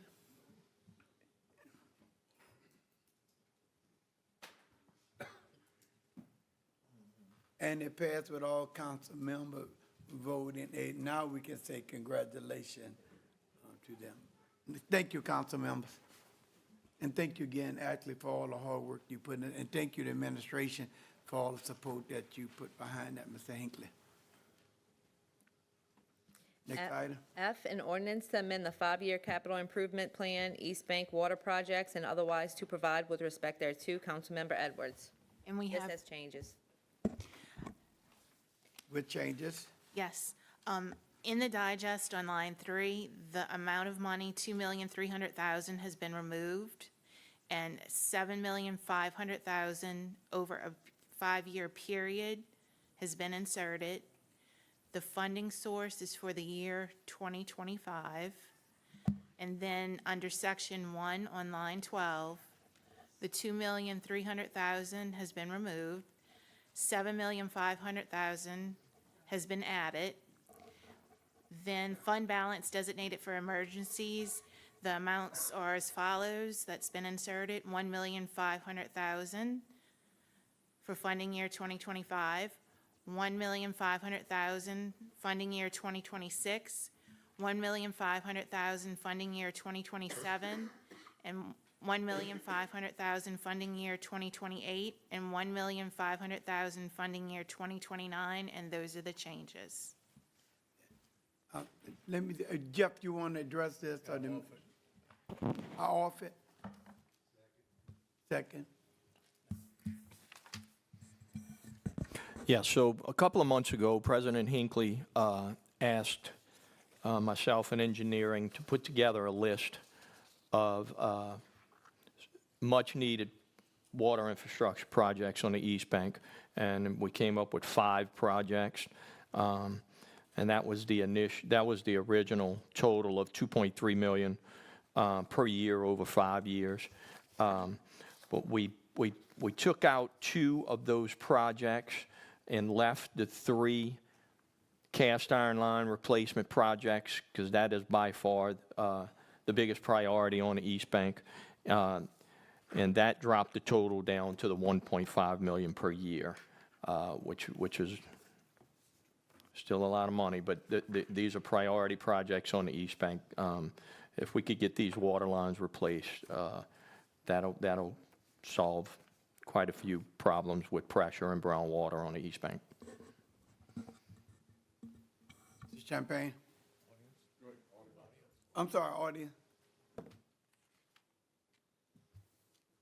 Mr. Champagne? Yeah, Reverend Edwards, I called and spoke to you about this, and, you know, what you expressed to me was the issue was not whether or not water was being delivered, it was whether or not you had adequate pressure. Mr. DeMarco, you touched on we must replace cast iron pipes. You know, that's a nice to have, and I go back to one of the things that one of my fellow council members says, Newsom, he says that needs, wants, and wishes. You know, I'd love to replace every cast iron pipe with modern, you know, composite or plastic pipe, but that's not realistic. Cast iron pipes aren't the enemy. We all grew up on cast iron pipes. It's old technology, and when it works, it works. We need to be replacing them as they fail. I agree with that. But right now, the issue does not appear to be the fact that we have cast iron pipes. We may have some that need to be replaced, but what you're alluding to is every cast iron pipe needs to be replaced. Well, then you got a whole other side of the river, too, that has some of the same issues. That is unsustainable. My colleague, Councilman Schultz, and his predecessor got a grant to pay for their water line. It was to work on theirs, the Hazard Mitigation Grant Program. I mean, there's grants out there, guys. I'd much rather have money and go for grants and have matching funds, because the numbers that we heard to replace the entire East Bank runs north of $12 million. So you're looking at $1.5 million a year for the next 5 years, which is $7.5 million. It still doesn't solve the problem that you pointed out. You say that, Jeff, you're saying it's a pipe problem. I don't think it's a pipe problem. I think it's a pressure problem. And I'm not a water expert, and apparently we don't have a water expert in here. But these are problems that the folks on the West Bank have down the road as well. So, and then we had a millage that didn't pass. We're at almost a $2 million deficit to just produce water. So I don't know what we're going to be pushing, Rev, if we can't even afford to make it. I don't think we should be in a position to spend another dime on water unless it's critical. Now, if he has a pressure problem, we need to be able to fight fires. Is that a booster pump? I don't know. We're not even talking about that. To spend $1.5 million a year blindly just to say we need to replace cast iron pipes doesn't address the real issue. The real issue is I don't even know if we can afford to make water right now. Now, I've heard the people of this parish loud and clear. They don't want a millage. But we've also heard that they want clean water. We talk about it every meeting. So we can't even give them the answer on how much it's going to cost to produce this water, or do we even have the money to do it? Do we have to increase rates? Sounds like we do, because I don't think we're opposed to new taxes because the people just voted for a tax for the sheriff's department. So I think the issue is they want clean water, and I guess we're going to have to pay for it a different way. But until the water department can come up and tell us exactly what it's going to cost to cover our costs to even make water, I don't think we're in any position to spend this kind of revenue. Grants all day. I meet with President Hinckley on a regular basis, and we discuss ELOS as our grant writer. And I would ask President Hinckley, is this our priority? The grant writer going after water? And again, I don't expect the answer. I know the answer is it is. We talk about it. So again, he was about to answer. He's about to say, yeah, we do talk about this. I know that's an issue. We are going after grant money. But to spend this kind of revenue when we don't have this kind of money, I think would be short-sighted on our part. I think we need to have a comprehensive plan to address this from multiple fronts. Now, if the East Bank has a pressure problem, my goodness, yes, we need to address that. Is replacing pipes going to fix it? I don't know. But right now, I think we're just throwing something up against the wall and hoping it sticks. And we don't have firm answers. We don't have multiple courses of action that can achieve this end state. I yield. I believe, let me just say, on the pressure issue is the fact that Pipes can't handle it. the pipes can't handle it. The integrity of the cast iron lines prohibits them from boosting the pressure coming from the plant in fear of busting these lines. So it does pose a problem with the pressure on the East Bank because of these lines and the integrity of the poor integrity of the cast iron lines. Plus, we also got a commitment from Mr. Morgan with Infomark at the community meeting that Councilman Edwards had a couple weeks ago, is the fact that we are going to be running the Point LaHash facility pretty much 24/7, so that we can always keep boosting water into the towers so that it will add pressure. So there's multiple fronts in different areas that we're trying to boost up that pressure.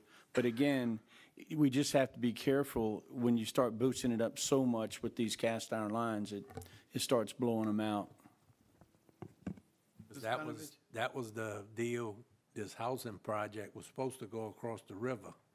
Couldn't get the pressure to get to the second story with the pipes over there. And are we changing out the asbestos pipes too? Or just cast iron pipes? Just the cast iron.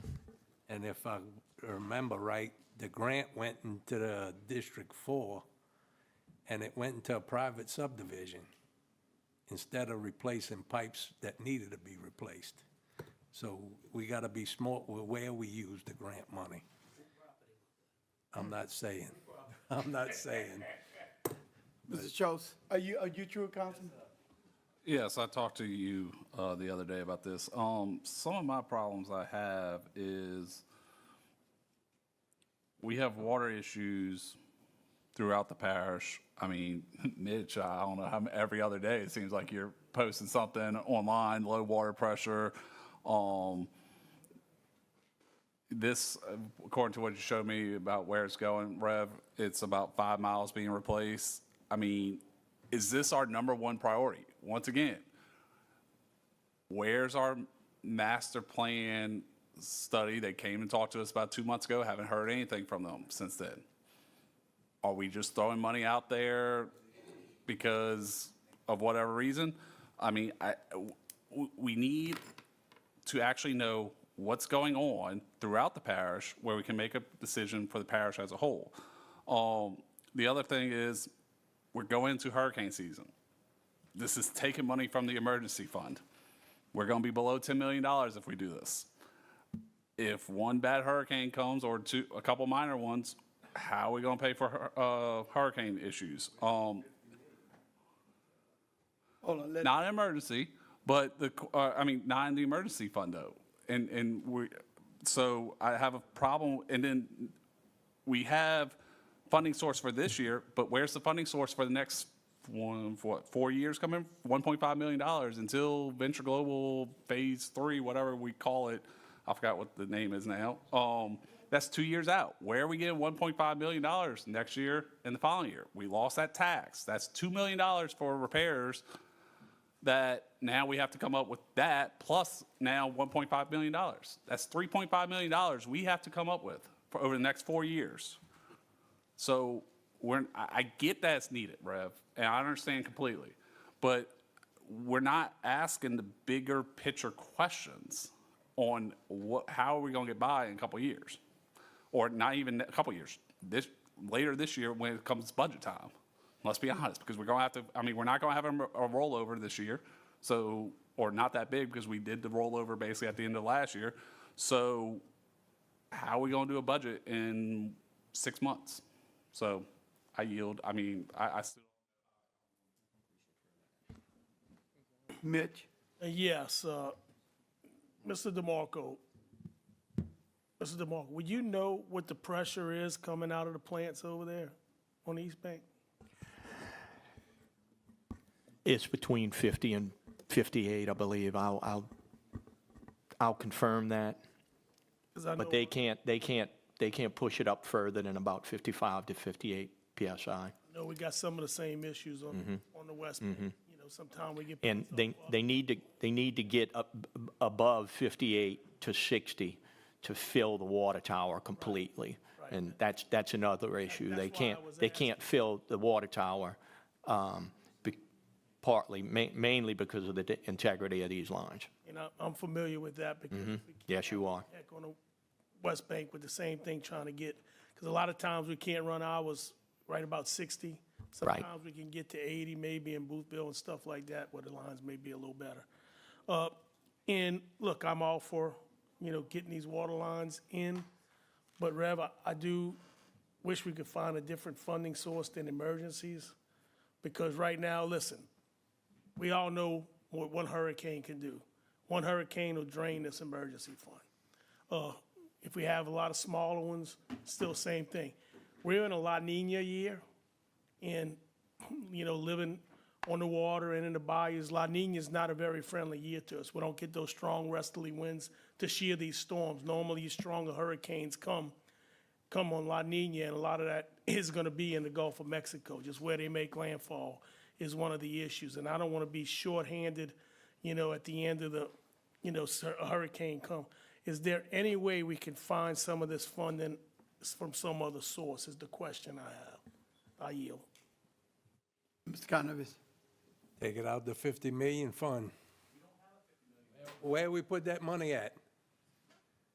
In December, we put $50 million into a fund. Where it went all of a sudden? Hold on, one at a time, one at a time, please. Even if you disagree, one at a time. Yeah, it is true. Conover have it. Can, administration, you want to answer that, Mr. President? What he's talking about? It's in the green. Everything's in the green folder. We had I don't know if it was 50 million, but whatever it was dispersed. It was broken down. Some went into the emergency fund, some went into the surplus fund. It was broken down with vehicles, a lot of things that we're doing. I mean, it was all appropriated for different areas. Let me get back. Everything's in the green folder. We got 10 million in bond indebtedness, 11.7 in emergencies. We got 18 in surplus. I mean, we got 1.3 in grants, 95,000 in capital outlay, and 92 in infrastructure. Yeah. Huh? 92,000. Not 92. Yeah. Right. Sorry. Yeah. All I was going to say was multiple places. 1.5 went to grant matching. Million. Oh, not million. You sure do. Oh, well, he called me. No, right. Then give it back to him. I want to know why we never get a finance report anymore. We got I know December, we put $50 million into the fund. They don't get that. So if they moved it around. He's not. You get it, Mr. LaFrance? You get it, Mr. Edwards? Who else gets it? I do. You get it. You get it. Okay. Why we don't all get it? I'm Mark Conovich, Council District 9. I know I got one. I don't want to get sidetracked that, that. Are you true, Mr. Conover? Might as well be. Okay. Mr. Champagne? No, go ahead, you good. Let him finish. No, and then I wanted to come in. They all get this, right? So what I was saying is, it wasn't 50 million, it was 42 million, but it was 1.5 went to grant match. I think 5 million went to equipments that we vote on. We voted on. We put 20 million into the surplus fund. I think we bumped up emergency. Hold on a second. I want to really get some order, so you can be heard, because I'm hearing noise, and I really want to hear you say so, because I need to respond, and I can't hear you with the other stuff that was going on. All right, so we bumped up emergency fund. Well, I'm sorry if you don't get it, Mr. Koglovich, and we should have been informed that you're not getting it. But we send this out every 2 weeks before the council meeting. Okay. If you don't mind, Mr. Conley, let us just stay on this, and we'll come back to your concern. Mr. Schultz? So like I was saying, we put 1.5 into grant matching. We put, I think about 20 million into the surplus. We actually bumped up emergency to 14 million, but we had to replace some of that we already drained. So it was about $7 million that went to emergency. Hold on, Mr. Schultz. I'm done. I yield. Okay. All right. Ms. Champagne? The issue I have is, since the millage failed, we've been asking for a cost to produce water. How much does it cost for us to produce water, send it downstream to our end users? And how much are we getting in? My colleague, Councilman Newsom, just got something today. It was, we both tried to decipher it. It was like reading Chinese. Didn't answer the question. And without that, I don't have full confidence that we really understand what our needs are. There is a bona fide need throughout this parish, but right now, I don't know how much it costs to pay for us to push water downstream and how much we're getting in. I don't even know how we're going to cover that cost. And what is that? Is it 1 million? Is it 2 million? I don't know. We're owed that. I want the whole parish to have reliable, dependable water. We're not there, but in order to get there, we need to have the basics of just what does it cost to produce it. It's not too much to ask. And Mr. DeMarco, we've been asking for this. I know Councilman Newsom's been reading me in on this. He's been asking for weeks. This isn't hard. It's not hard at all. So without that, I can't move forward because I just don't have confidence in the overall plan. We're talking about pipelines under the river and all that. I don't think we really need that. That seems like a bridge too far, and that's nice to have. Needs are what the East Bank has. They need to be able to have reliable water. So I think we're all over the place, and we're not focused. I yield. Let me just say this, because when we use the word "we," there's assumption we're talking about everybody. And so a lot of times we say we did this, we're only talking about a selective few. So let's be clear how we use our "we" on this count. The other thing I want to say is that this is not blindly being done. This water issue, the pressure, been going on for years and years and years. And talk about we delete the emergency fund, whether we took it in January or February, we still took it out the emergency fund. So that part about how we're going to replace it, we didn't think about it. We put $1 million on, I think, a highway. I know some $5 million we done spent here. I'm taking a position that this is a serious emergency. This don't have nothing to do with the millage and the water issue. It's the fact that we have a dire emergency on the east bank of the river. I don't care what sorts of funding we have in it. So if the emergency is a problem, let's take it out of surplus, but we need to take money out of somewhere. If the emergency is your problem, then let's look at surplus. But this need is waiting. And comparing, our comparison here is just unbelievable. This comprehensive, I sat here as a council for 2 years hearing people saying we have applied for grant. That's why I wasn't being facetious. I would like to know how Councilman Shaw get this grant, because we sure been needing on it. We've been talking about grant every meeting I've had since I've been council for 2 years. I was told that we got a grant. And then finally I told her, we don't have no grant. Yeah, I went to Washington, but that was a point in the dog show. for me, because I already know, as you said, going on the river, I know that would happen. Only thing I want to say to the 8 council members up here today, we got a problem. We need to come up with $5 million for the East Bank. I understand if emergency comes, we find a way to do everything we need for when it's. Sometimes we use the word we, and we get stuff when we need it. But then sometimes when it come down, I know when I come down to East Bank, that we don't mean we. I don't see we when we say we. Because even with this $50 million that Councilman Conover, I know I was not consulted when moving none of that $50 million. So I don't know who the we was. I don't know who was there. But I know this councilman wasn't there. Because I would have said, give me $4 million. Matter of fact, I would ask for the $5 million. $5 million out of that $50 million. So I know I'm not one of we. I don't know how it happened. Only thing I'm saying, we need $5 million because we have a serious emergency. I'm not tying this into the millage. I'm not tying this into the water boost. That is the fact that the east bank of the river had a serious problem, and this problem just didn't start yesterday. It's been going on, and I hope that we find the $5 million. If it's not, then I move to let's take it out of surplus. I move to take it, but we need this $5 million, and we need it in a 5-year period unless we can go in some fund to get the $5 million.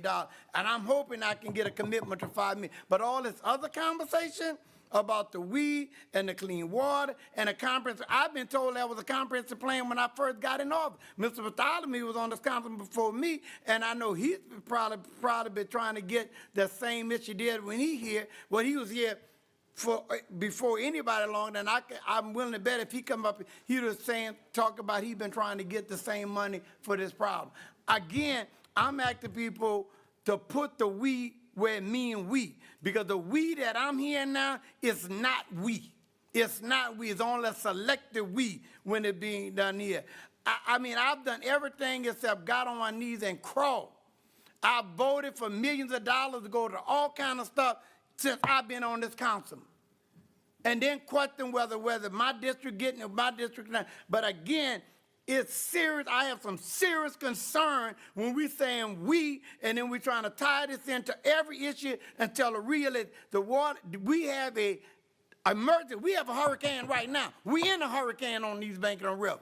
And if we're in a hurricane now, we deal with a hurricane and talk about it later. I'm saying we have a hurricane on East Bank that's been sitting in front of all of our face for a long time, and ain't nothing been done about it.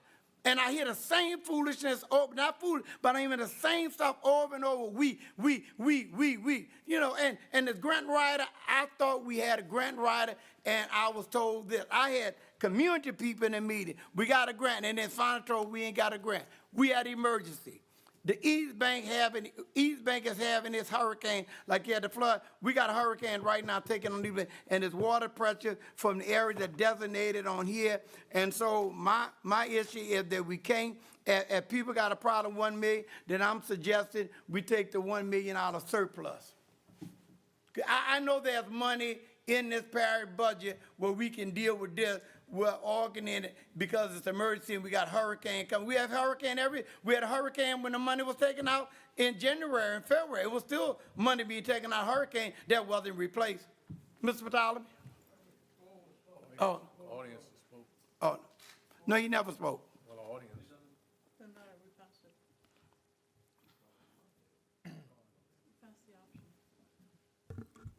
Reverend Edwards is correctly right. Correctly right. When I was my last years when I was council on East Bank, I was waiting for a fire, and we couldn't save the man's house because we couldn't put 50 pounds of pressure in a water line because the water line would collapse, would break. That's a problem. That is a serious problem. It's a health problem as well. We have to have quality water. And it just don't happen. That's why you here. You're the governmental entity to maintain what is a priority. What is priority? Life or non-life? Health, non-health. So if health is a priority, and this is the main priority for existence, you should address it that way. Thank you, Mr. Champagne. You know, to be dressed down by somebody who was in this position for 8 years, you all could have done it too. I'm not going to sit here. I'm not going to sit here.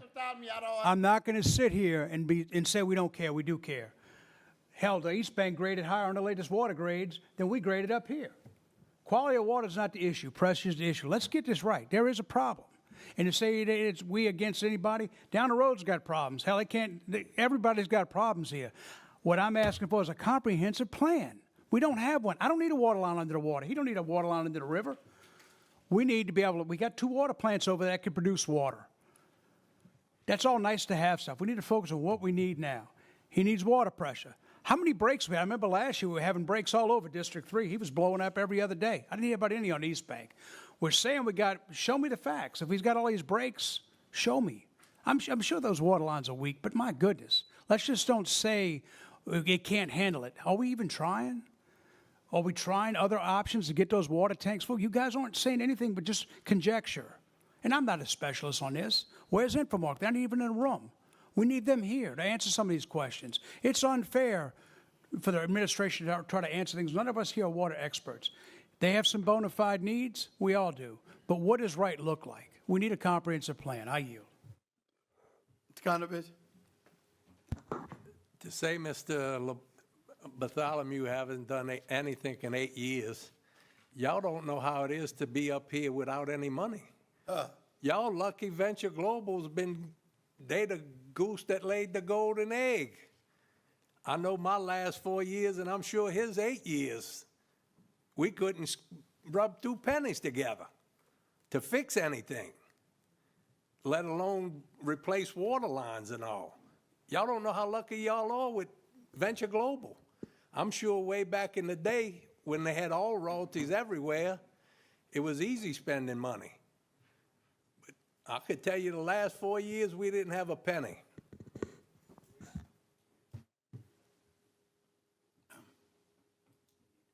Schultz.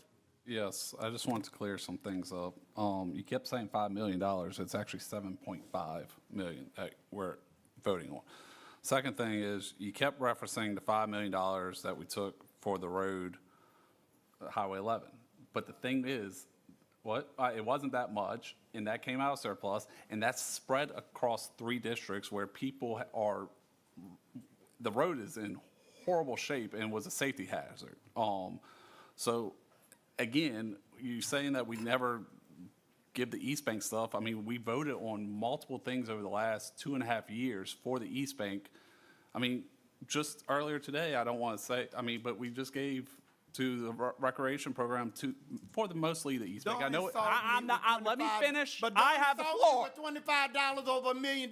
Let me finish. I have the floor. And I said, what I said was it's not the same, but what I'm saying is, we're trying to come up with a plan for the whole parish. We have to serve the whole parish. We have been asking for a master plan since October of 2023 after the saltwater intrusion, and we have nothing to show for it. You'll get it next week. You'll get it Tuesday or Wednesday. That's what we were promised, a month and a half ago when we met with them? That's fine. I'm telling you. Thank you. I'm just saying I'm not opposed to this, Mr. Edwards. I just want to make sure this is our first priority for the whole parish. And if that is our first priority, then we'll take it out of surplus and move forward with it. But we don't know. I see daily issues coming down from down the road. I wasn't there, but I listened to your comments, Mr. Kognovich, last meeting where he said he wants to turn on the water and know that he's going to have pressure every day because he doesn't know. So what is the first priority? It might be this. I don't know. So to say that we don't care is insulting because we have spread money throughout I have many issues in my district, but they're not priority issues. And that like curb repairs. Do I want my curb repairs throughout my district? No, but it's not the same thing. That's not a priority issue to me. So I'm just saying, I'm sure Mr. Jurisic can add about water pressure. Mr. LaFrance can add about water pressure. We've heard it for the past 2.5 years. So I'm just saying, I'm sure Mr. Jurisic can add about water pressure. Mr. LaFrance can add about water pressure. Mr. LaFrance can add about water pressure. Mr. LaFrance can add about water pressure. Mr. LaFrance can add about water pressure. We've heard it for the past 2.5 years. So I'm just saying, I'm sure Mr. Jurisic can add about water pressure. Mr. LaFrance can add about water pressure. Mr. LaFrance can add about water pressure. We've heard it for the past 2.5 years. So I'm just saying, I'm sure Mr. Jurisic can add about water pressure. Mr. LaFrance can add about water pressure. Mr. LaFrance can add about water pressure. maybe defer it where we can get this master plan next week. And I'm not opposed to it. I want to be clear that we're not opposed to it. I think I'm speaking for Mr. Champagne, that he is asking for the same thing. I yield. Let me just say this about this whole stuff about the master plan.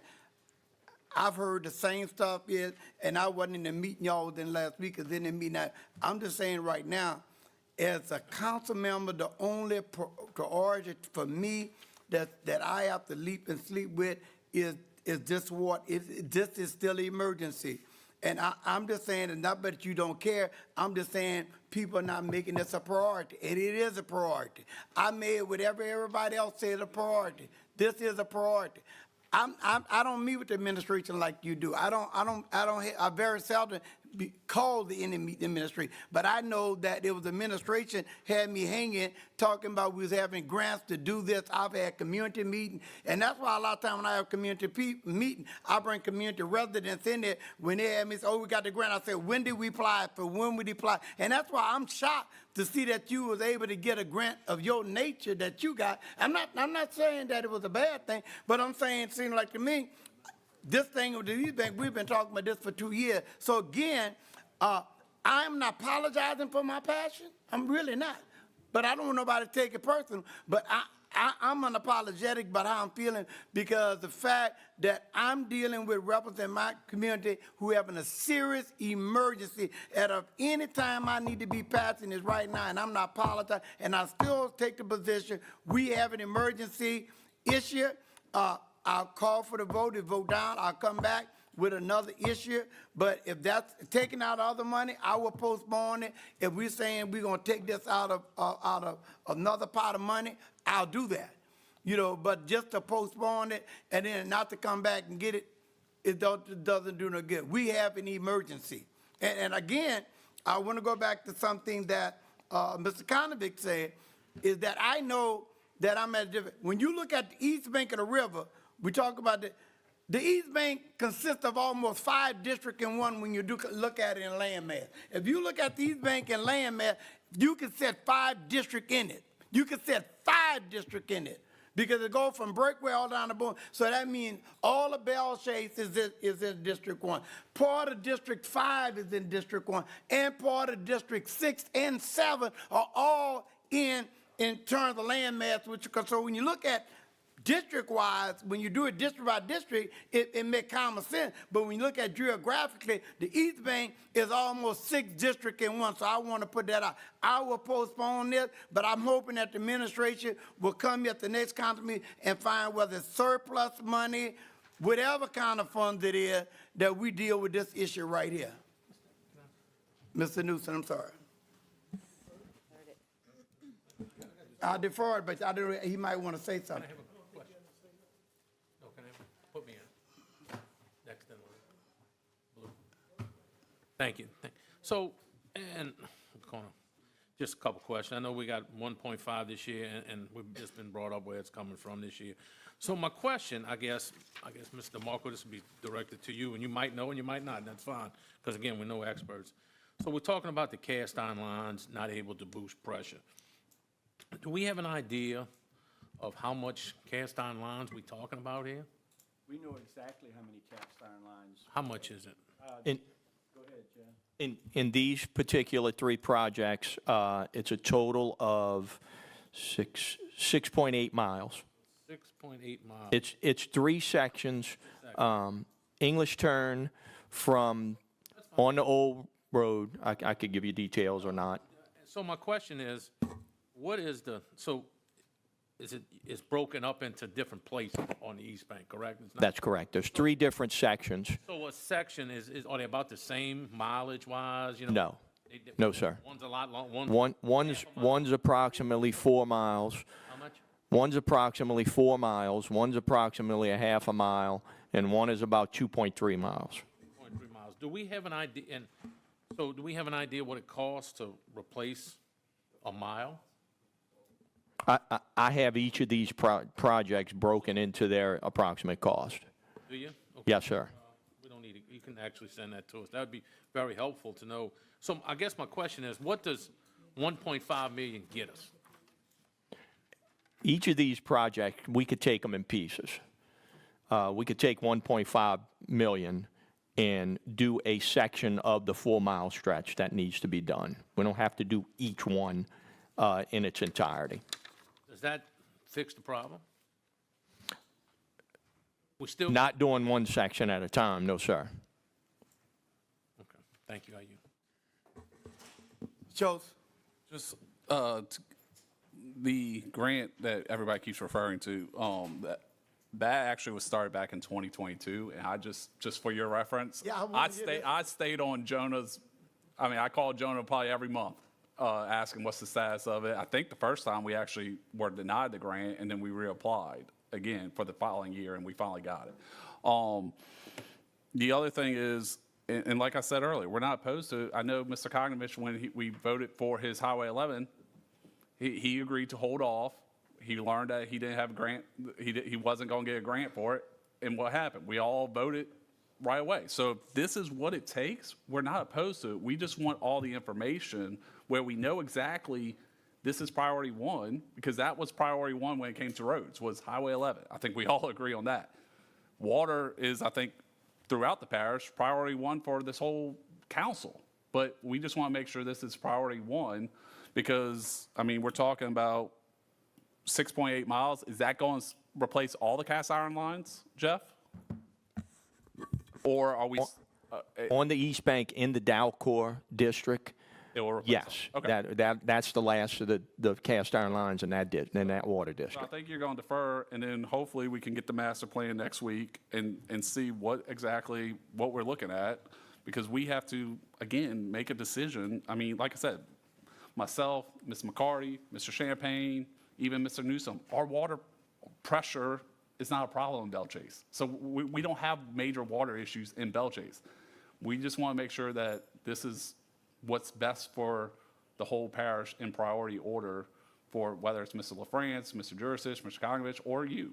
And I just, like I said, it sounds like you're going to defer, and hopefully we can get answers. And if the answers are like we said, then next meeting, let's vote.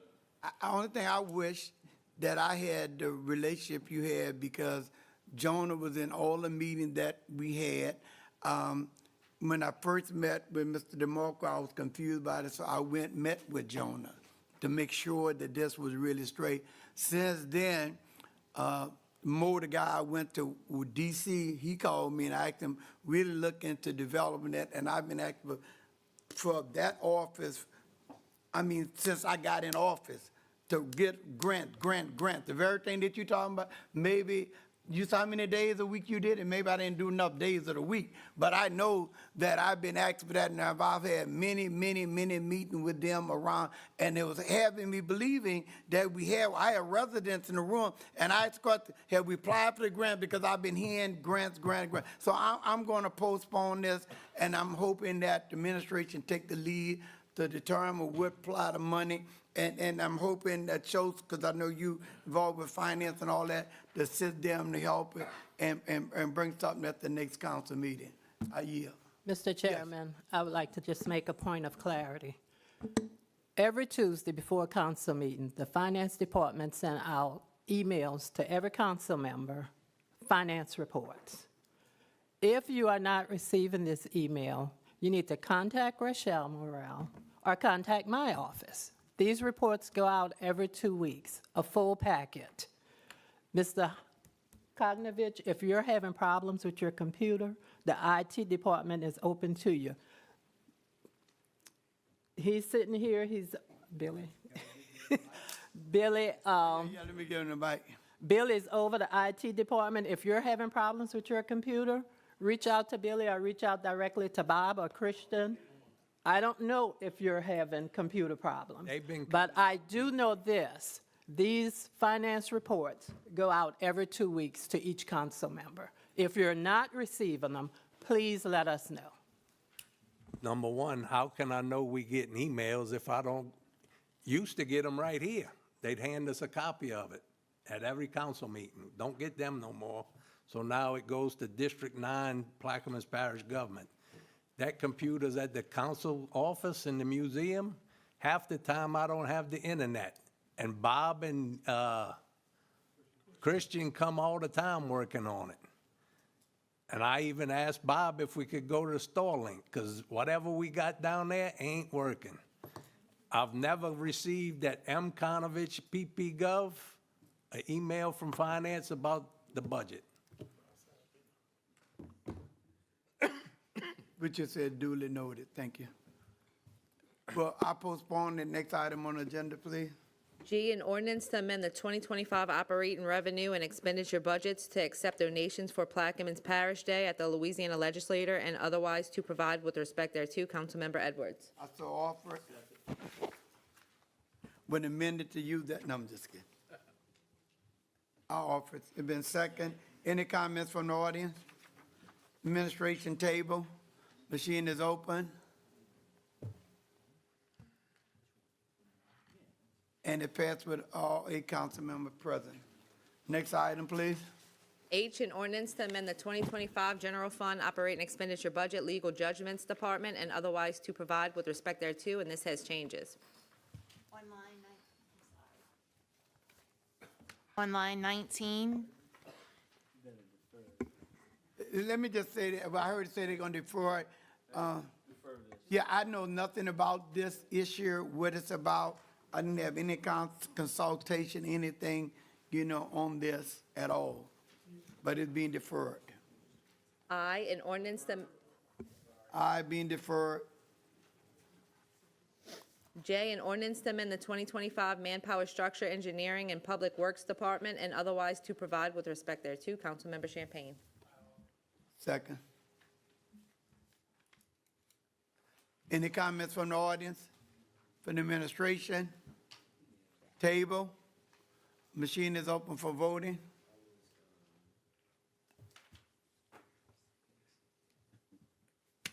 And it passes with all council members present.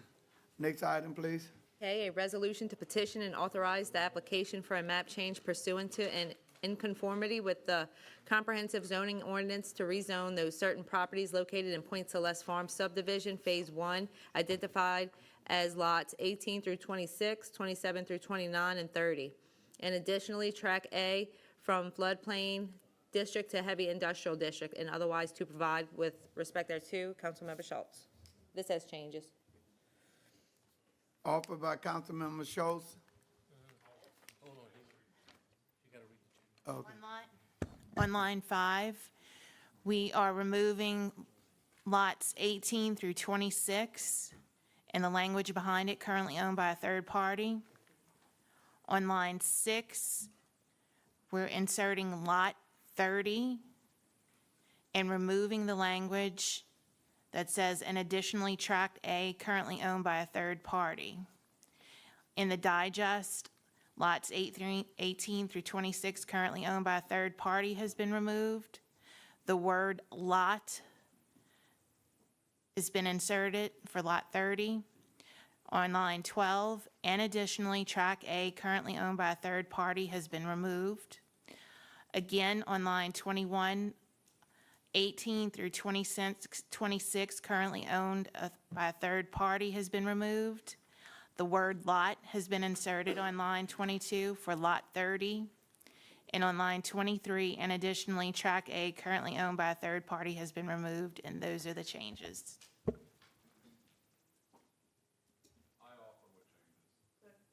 Offered and second. Comments from the audience? It's been a long time since you've been here, right? And I just want to let you know, we've been having some very peaceful meetings. Well, I'm still not here. I have to tell you, things haven't changed. The only thing we lost our good friend Rob Fauché Saturday, who was my good friend. Rob was at his place up in Mississippi. He was on his four-wheeler with his friends out by the lakefront, and he just absolutely collapsed at that time. Rob's been taking care of me. I've had open heart surgery a month ago. I've had 4 bypasses done. I'm still undergoing my therapy, and they still want to do more things to me. But I'll tell you, if you or your friends have never been through open heart surgery, there's pros out there. These guys worked on me like you wouldn't believe. And I tell you what, there's nothing to be afraid of. It's a major surgery, I will tell you. the aftermath and the rehab, which I've got getting ready to go through, but that's not why I'm here. On this one particular issue, and I appreciate you, who's the third party? We talk about all these things, about what we're doing, but you don't tell anybody who and what's going on in here. So this one thing I'm going to limit to who's the third party. And I'm going to share one more thing with you, and 'cause I've got to talk to you about the road and the signs and the changing names later. But I own some property in Orleans Parish, and so does our attorney over here. The city has come in and started changing all the water lines to the house that is involved around lead or the pipes that you all want to change.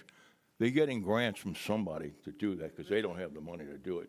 You may want to find out what Orleans Parish is doing. I don't want to cut you off on that, but it allowed you the first time to talk about the healthcare, but can we just stick to K right now? That's all I want to say. Okay. I'll come back. Anybody have an answer for him? Because his question was who's the third party. I think that was your question, right? Anybody have an answer to him?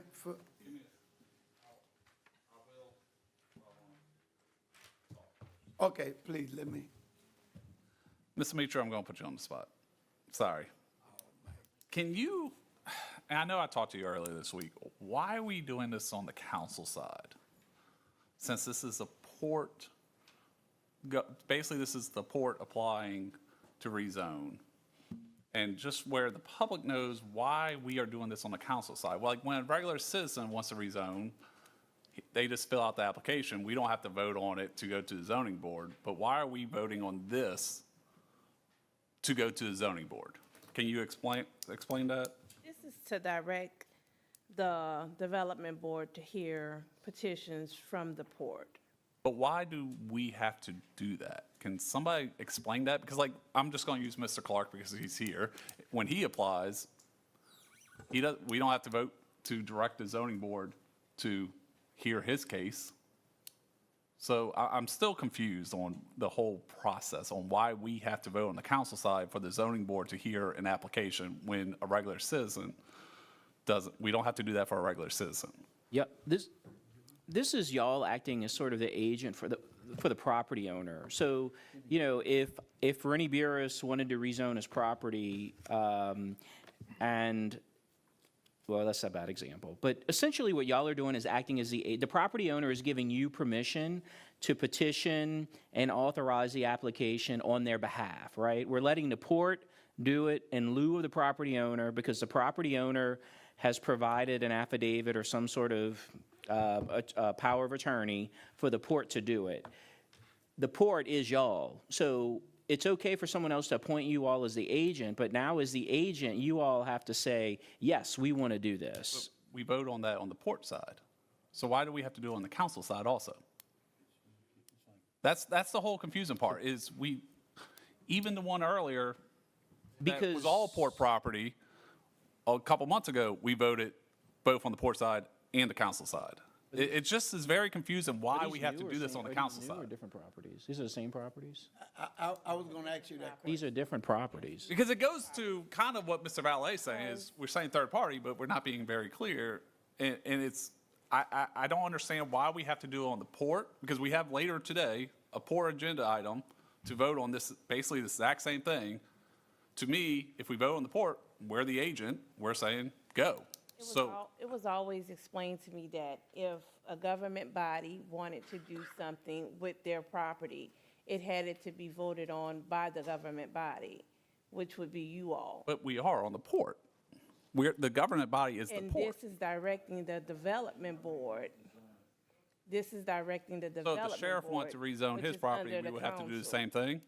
The sheriff is not the government, Plaquemines Parish government, or the Port Harbor and Terminal District. I think what she's saying is that while we are commissioners, we first got to do it, because there still is a slight separation between us as councilmen and commissioners. So I think she's saying that as the council side, as the government side, we got to do it first, and then we do it as the commissioner. But I think whenever you think about the government, you never think of the port as government. We see this as a separate thing. And so we have to do it first. I just think, I'm clear now hearing what she's saying. And I agree with that, that we're both commission and council, didn't pay but that much technically, it's two separate legal entities. So I disagree. Can I get Mr. I Garrett? get that. Can I So- get Mr. Garrett take on this? Oh, I should ask you, I didn't even think, I forgot that you're back there. I kind of have the same question. So, because ultimately, the approval of a zoning map amendment is going to be done by the council. That's, y'all make that final decision. That's the final decision. Right. The only thing, and that's what I was looking, and Amitra dealing with on a daily basis, maybe able to tell me, is there some sort of prohibition? Let me get, Mr. President. Mr. President, we was trying to get Amitra to hear what he's saying, if y'all don't mind, because I think it's very pertinent. Is there a general prohibition from the development board undertaking a zoning map amendment when the application is made by someone other than the property owner? No, if it's the property owner petition, then I accept the application. So, because essentially what's happening, as I appreciate it, is that the port, on behalf of those property owners, is seeking to have those property owners' property rezoned. And the normal process is first they have to go to the application to the development board makes a recommendation, comes to here. Correct, but from my understanding, as a whole, they have to agree for something to happen to the property, and this is the step. You mean we approve what the governor, what the zoning board did? Is that what you're saying? You all would be agreeing to have the port petition to do what they seeking to do with their property. That will be a vote from the. And that's where I think the confusion is. I think you're correct that there would be a need to be a meeting as the governing authority of the port to authorize the port to take this action on behalf of these property owners. And I think that there'll be an item on that agenda. I guess the question I have is, if it is already within the development board's processes to allow for, as long as the property owners agree, allow for someone other than the property owner to make the application on their behalf, I don't know why take the port out of this. If this was ABC Inc., who was wanting to buy 15 lots, and they said, look, we're only going to buy them, though, if we can get them rezoned to the way we need them. ABC Inc. could come in on behalf of those property owners and apply for rezoning. The development board would hear it, make a recommendation, and then this body sitting as the council would approve it, correct? That's how that would go? Correct.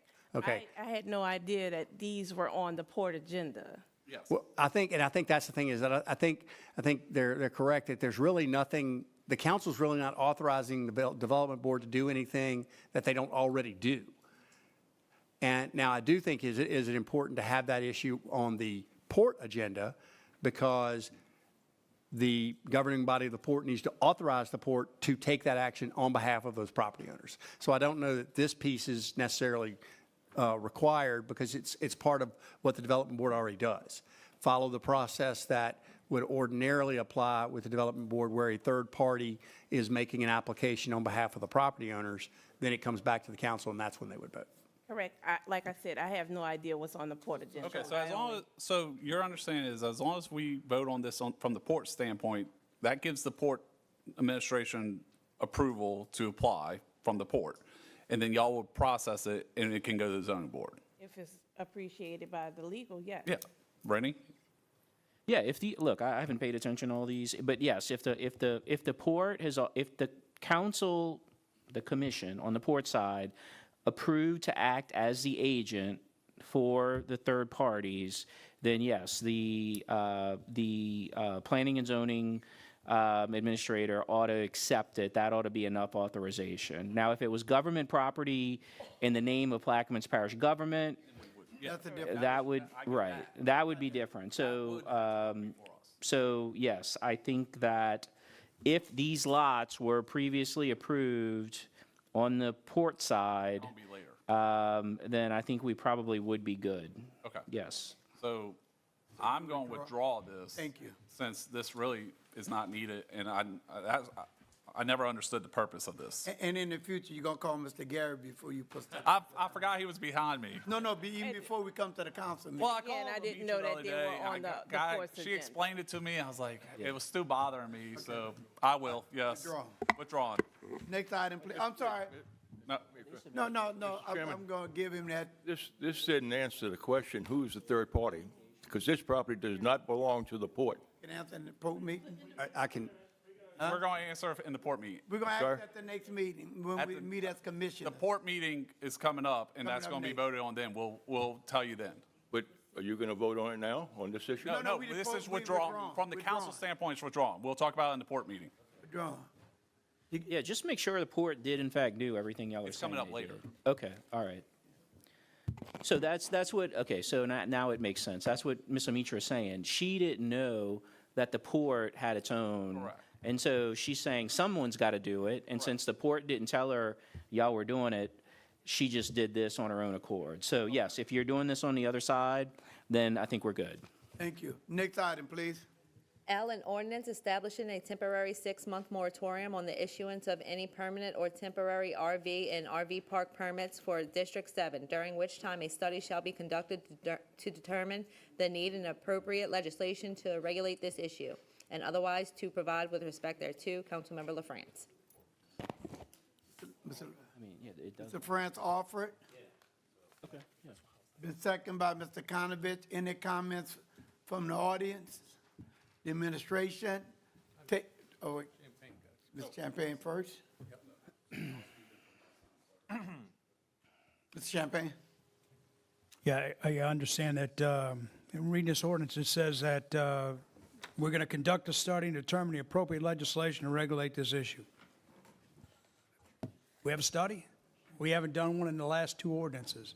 So I feel like I'm disingenuous saying we're going to stop this waiting for a study. We're not. And it says the council has serious concerns regarding the impact of RVs. We have concerns, but again, we say we're going to do something we're not doing. And I think, are there some issues? I guess. I mean, I know Mr. LaFrance knows what he's doing, but it just says we're doing a study, and we're being disingenuous. What are we telling these folks? We're just going to go ahead and not let you build one? I think that a lot of this stuff is beginning to self-correct. You look at some of these RV parks, they're not full. I think anybody who's building them now is taking a risk. I think that the market forces are going to dictate whether or not we build something. I know now we had issues with pressure, but what I'm hearing now, we have some of the best water pressure we've had in years down there. So I don't know what we're really trying to achieve other than stop RVs. RV parks are being built in District 7. I think we can handle those on a case-by-case basis. I think Ms. LaFrance did a good job on speaking about the one we addressed 2 weeks ago, and that one did not get approved. But I recommend we look at it that way rather than just shutting down opportunities for people to make a few dollars. I yield. Mr. Chair? Yes, sir. I'm sorry, Mr. President. We can pull out our paperwork. We sat down with several council members here, gosh, I don't know, maybe a year ago, year and a half ago, and we'd come up with some type of a plan. So we can pull that out, and we can sit with you, Mr. LaFrance, and see if this is how you want to address it. It was just, it took the RV parks, it came up with pretty stringent rules and regulations and how things were to be done. But I think we created something that was just a little too, it was pretty strict. So, I mean, we can pull it up. We sat down as an administration and we looked at these RVs at one time. And it was at length discussed here, at length discussed here at the council meeting. Pull what out? I'm not. Okay, somewhat of a study. We looked at, the fees, just how, but at the end of the day, how you supposed to clean up your park and all, the needs of an RV park. Go ahead, Bill. It was discussed about the guidelines on what an RV park should be. the lot sizes, the different offsets, how many garbage cans, should they have a dumpster, all that's what you're referring to, right? That's what he's talking about, and it has been a while since that's been discussed. Now, I'm not sure if that's exactly the study that you guys are looking for, but No, we, So what are you telling me you want to amend this no, we're, ordinance to no, we're take the just, study out? no, we're just addressing Councilmember Champagne's concerns about having that language in here. This language was in the original one. And it is true, we did not hire someone to go do a study. So we don't have a professional service agreement out there for someone who did a study. But what the parish president is saying is that we did sit down together with a bunch of council members and internally draft a plan to address all of this, but it didn't go anywhere. It wasn't acted upon. So we don't want the public to think that the administration hasn't done anything. We did something, and I think what we did was actually more stringent than what you guys were prepared to do. And so that whole plan was sort of rejected. And since that plan being rejected, nothing else has happened other than the most recent discussions we've had about, adding some more stringent language to the penalty provisions. And so that's where we are. So wanted to address Mr. Champagne's concerns, but also let the public know that we did attempt to do something. See, because at the end of the 6 months, we really want to we want to say, okay, here's our document. Here are our findings at the end of this moratorium so that now we can move forward. It gives us a working document. I just want to tie on to what Councilman Champagne said, and it's nothing against you, Mr. LaFrance, but this study, and again, I'm in administration study, done stuff, and I've taken a position on RV. If it was a study, it gets an F for me, because if we had a comprehensive study done around RV, we wouldn't even be having a problem. Because I would love to see that study. I mean, I heard him say several counts. We haven't done it. Okay, and I'm just saying, no, but Rennie just say that we want people to know we've done something. The only thing I'm saying is that when it comes to RV, we get an F, and I include myself, we. So we need to at some point come and do something comprehensive, because it's still needed. So I don't know what you're really trying to get from here, but I know that we got a lot of work to do. And we see every meeting, we be all over the place. And so I'm so glad Mr. Mitra is here to help us with some of the stuff, because we be all over the place. So again, I'm not quite understanding when the administration said we're doing something and we'll get back to you. The thing about this is something that all of us should be in a room and come up with a comprehensive plan with and tell everything. So I'm not quite sure what you want with this, but I know we need to come with a comprehensive plan. And let me just say this. I don't advocate for committees generally because they don't do much or go anywhere.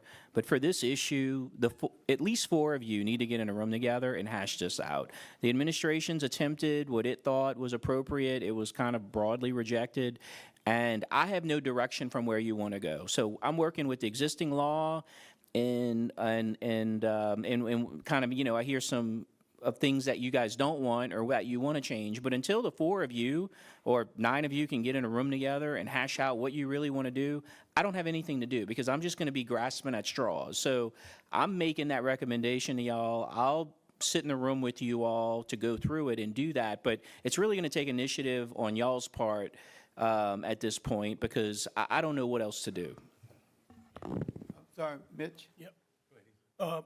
Yeah, I mean, I remember working on that, y'all working on that, and it was pretty strict, and I think the fees were pretty high and everything. But I do agree, with you as well, Brian, on some issues, but I do know that you are working on something right now that I think will help us a lot. So I think, the moratorium says 6 months, but at any time, if we get something good worked out, we could probably shorten that time period.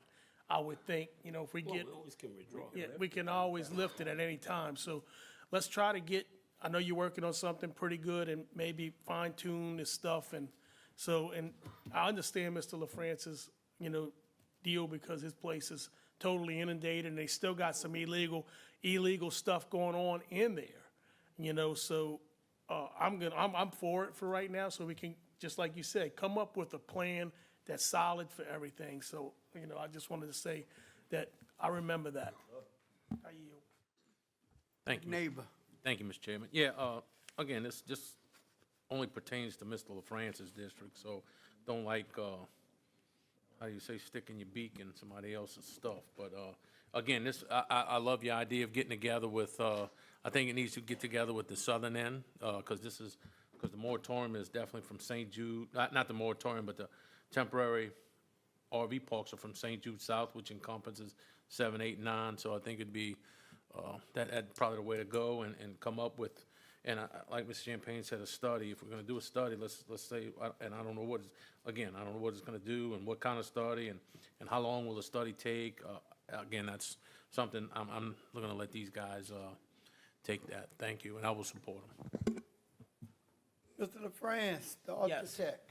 Well, presently, if you go through District 7, you're going to see a lot of empty spots. Okay? And in District 7, we just spoke on it about a good half an hour about cast iron water lines that we need to be replaced. It's not just on the East Bank, it's on the West Bank too. We just, not too long ago, got our water pressure up where we can. I have a tankless hot water heater in my house. I have to have certain amount of pounds of pressure before it even kick on. Okay? There was people that come to this council and they argue their point for RV parks. They actually lied to you. Several people came to that mic, and I didn't want to call them out, but, it failed anyway. They lied to you. They come here and they lied to you. We have one person with over 200 RV spots. Over 200. They come here and they lied to you.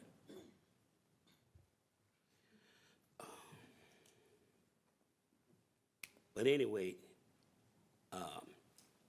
What you want to do with this? I'm in favor of maintaining this moratorium, and we could always come back and amend it, or pull it. You want to go with your? Oh, absolutely. All right. So it was second already, right? Yes. Yeah. So a call for question.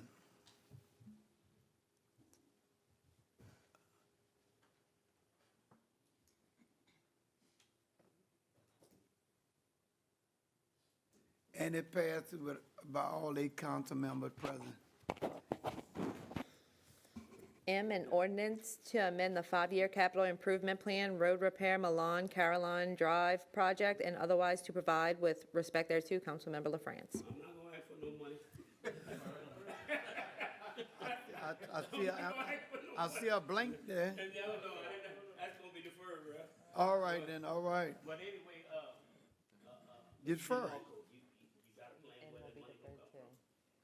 Don't be trying to whisper, you defer. Don't be trying to do some little, I'm not going to ask for money. some of that post-alpha maneuvering going on here.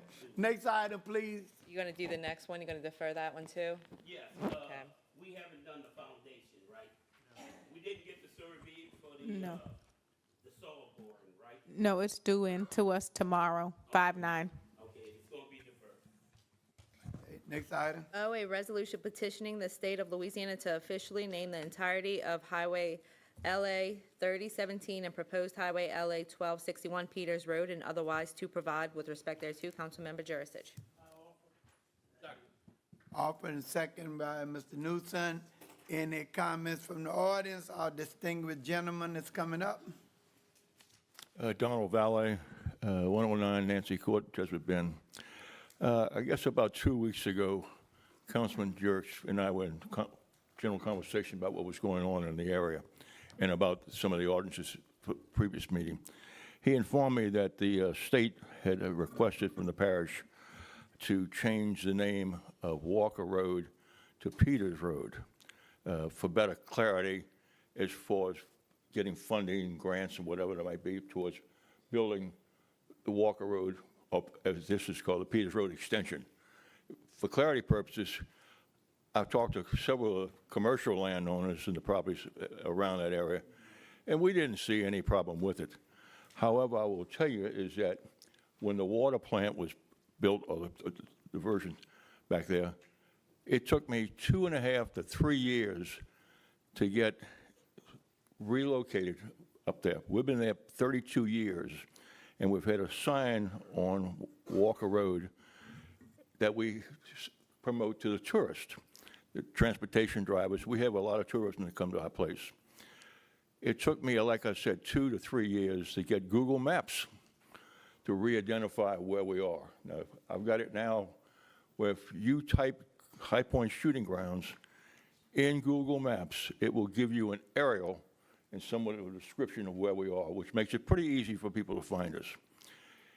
If, in fact, we're going to change and this bridge does come about, just so you know, we worked on this with the parish 20 years ago. We got a $60 million grant for a single road bridge going over. Where that money went, who knows? Hero donated a lot of the right-of-ways to put the Walker Road in and the bypass in, which is pretty much gone about and in there now, but it stopped. It stopped because the road was failing, very similar to our bridge that has been sinking. There's some problems with what has been done in the past, so we need to relook at it. However, if we are going to change the name, we need to get together with the state and be actively involved with directions and what signage that we're going to get and put up so that we have the proper locations. We've established that. And if you're coming back there, Billy, you've been back there a million times. It's difficult to find it. We have Walker Road coming in off Highway 23. It curves. We finally had to put some more signs up to get people where they turn back onto the gravel road. And then they go all the way down to the end, which is Bayou Road, which was another nightmare years ago when Bayou Road was created because it was continued across the canal, and it got divided when the intercoastal was put through. So all the maps and all the direction people, I mean, Uber has a nightmare. Transportation drivers have a nightmare finding us. You know, for all practical purposes, we're 3 miles past the Blue Jet. Turn right on Walker Road on the highway. To add to that, just recently, I've been dealing with Scott Bowe with the Highway Department, and I've been dealing with the Highway Transportation people about permitting. And I'm giving Ms. Sinatra a copy of our permit. Highway Department came in and said, you got to take your sign down. Can't be there anymore. You're in the right-of-way. I'm going, what do you mean I'm in the right-of-way? I went out there and met with several of them. Well, since they put in Walker Road, which is now, was it Highway 301, 307 or something like that? It's now a highway. And yes, my sign is in there right away. But they created a problem 12 years ago when they converted it and built that road out there and called it a highway. And I've been dealing with them. I've met them out there. They said, well, take your sign down and move it. Well, you know, it's expense, it's dollars and cents, and it's time to do it. So what's the best route? Well, I'm friends with Alan. I'm friends with Kenny Stewart. I went to him, I sat down, and I said, this is where we are with all this stuff. We need to do something. Well, the first thing Kenny says, God, he says, you and I have been friends for years. He says, I don't want any money from you. Just pay the utility bill. I said, well, there wasn't a light on that one. I had a sign, pole up there. Its pole's still there. Sign's down right now for the time being. And we're going to have to do something else. That's that problem on signage. Kenny and I are going to be working about putting signage up to identify all our businesses in that area, as well as future potential businesses that are going to go back on Walker Road. And in my opinion, when the bridge comes through, we're going to have some more activity. Now, to give you an idea that we've looked at, and Kelly, you all, we worked with the Mellon Foundation when they put that pumping station back in to create parks back there, fishing in the piers, and grants to the maintenance of that. We work with the state about swapping some land. We work with Alan about swapping pieces of land and making your property, which you all have somewhere between 500 to 700 acres that you acquired partially from Jefferson Parish, and also and for Phil in the pits. Your time really expired. I'll give you a couple of minutes to summarize. If you'd extend me, this is a little bit bigger development than normal. Okay. I'm sorry? What are you asking for here?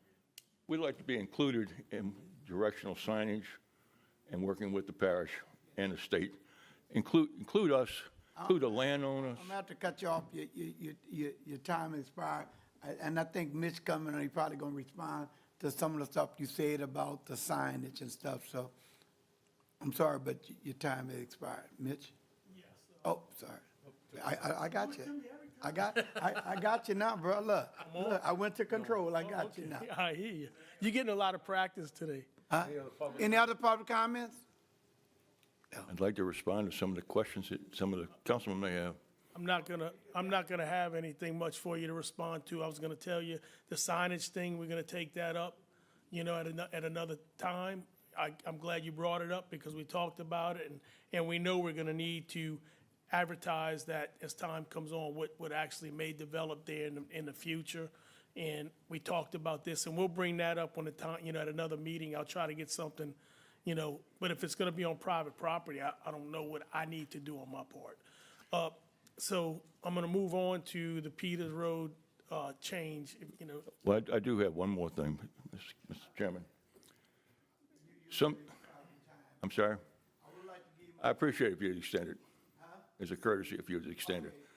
It's been a few months since I've been here. I got a lot of time to make up for.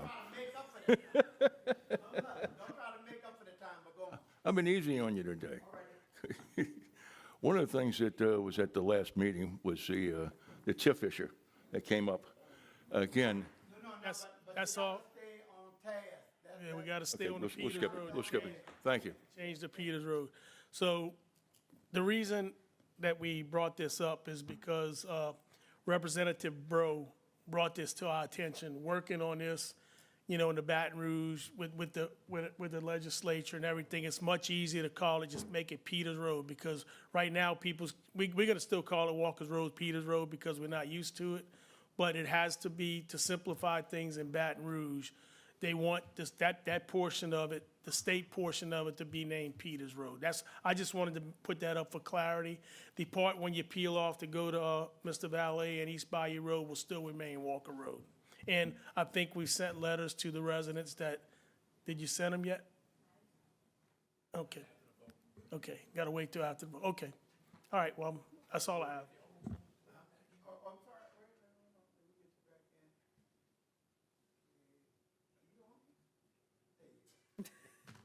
Thank you, Mr. Chairman. Yeah, this project is really something, and everybody spoke, it's been a 20-year project that probably moved very little. It's got a lot of legs from a lot of different folks, which is what it takes. The parish, Plaquemines Parish government, Plaquemines Parish Port, Jefferson Parish, Jefferson Parish, the city of Gretna, everybody is rowing the boat, which is very unusual, in the same direction. So with this project, I think Mr. Hinckley, President Hinckley, spoke about this earlier. The parish has a seat on the table when we start talking about what we're doing over there. The port has a seat at the table, what we're talking about doing over there. It's really a joint effort. It's really some good news. It's great news for this, because this is something that's, for my years here, nobody ever thought we'd see it. And Mr. Valet, on your signage, I think the wonderful person to work with on any type of advertisement is Ms. Kelly DeMarco. She works probably over 12 to 13 hours a day. I know that's hard, but that's what she does. So I think that would be an avenue, and she's more than helpful in that avenue. So with that, I yield. I could tell you getting Google to change something on their map is going to take an act of Congress, because how long ago did we make Croatian Way? It's still Avenue G today, so. All righty, so this was, we're moving on this? Yeah, oh yeah. Machine open for voting.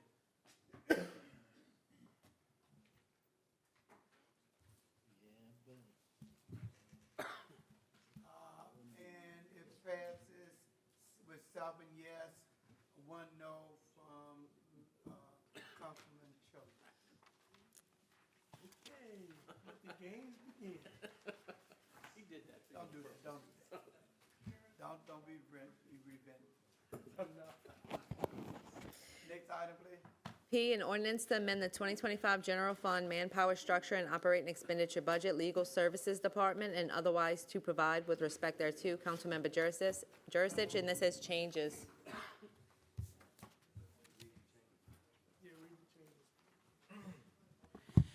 Okay, in the digest, on line 5, the word salaries has been removed, and the word salary has been inserted.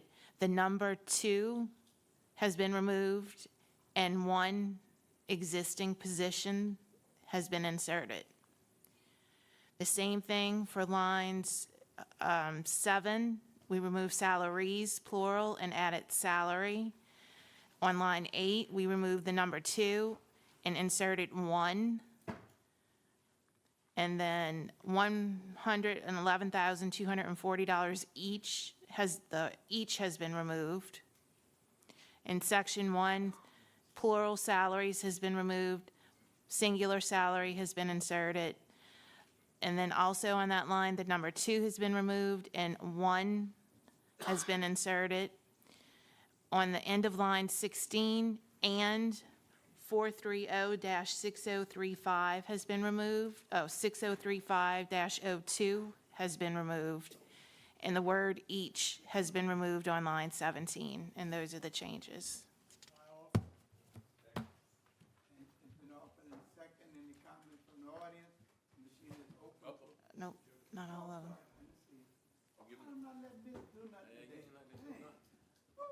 No, I just wanted to say this is to fill a vacant position that was created, and this money is already in the budget in the legal department, so this is not coming out of any monies, or any other accounts. It's coming out the budget that he has.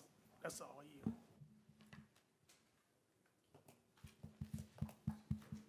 She's up for voting.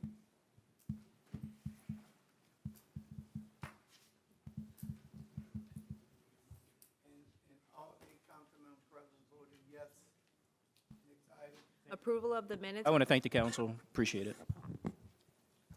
10, approval of the minutes from the April 24th, 2025 regular meeting.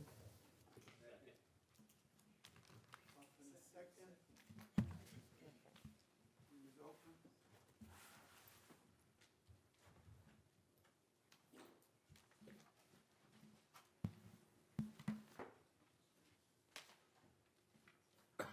And it passes. All 8 councilmen present voting yes.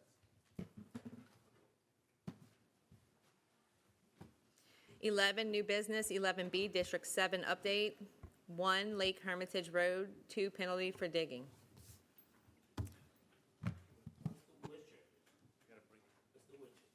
What did you find out about Lake Hermitage Road? About the striping? No. About putting the sand on side of that road where that hole at? I think it's a ditch. No, it's not. I passed there the other day and looked at it. It's at minimum, it's a swale, but we are gonna look into that. I also went behind the firehouse. I see they putting a whole bunch of mud behind the firehouse. Yeah. We might could put it there instead and Okay. do something like that with a little small 20-yard dumpster. Because it shouldn't be on the side of the highway right there, whatever it is. Right. You think we have enough area where we can build a cage? Behind the firehouse, yes, yeah. Okay, well, let's look into doing that. We have to run that through fire and Mr. DeMarco, make sure it's okay with them. Sound like a win. But it looks like a better spot for sure. All right, thank you, I yield. No, not yet, Mr.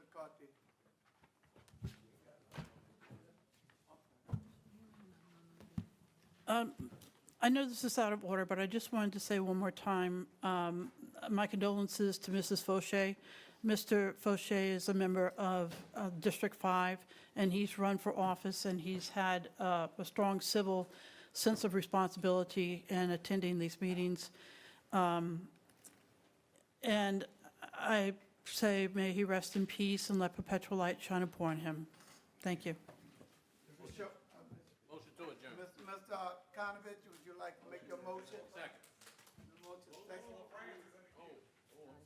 Oh, I'm sorry. Mr. President, last council meeting, I asked about the impact and where the impact money went. I was supposed to, don't forget. All right, thank you. Accept your motion.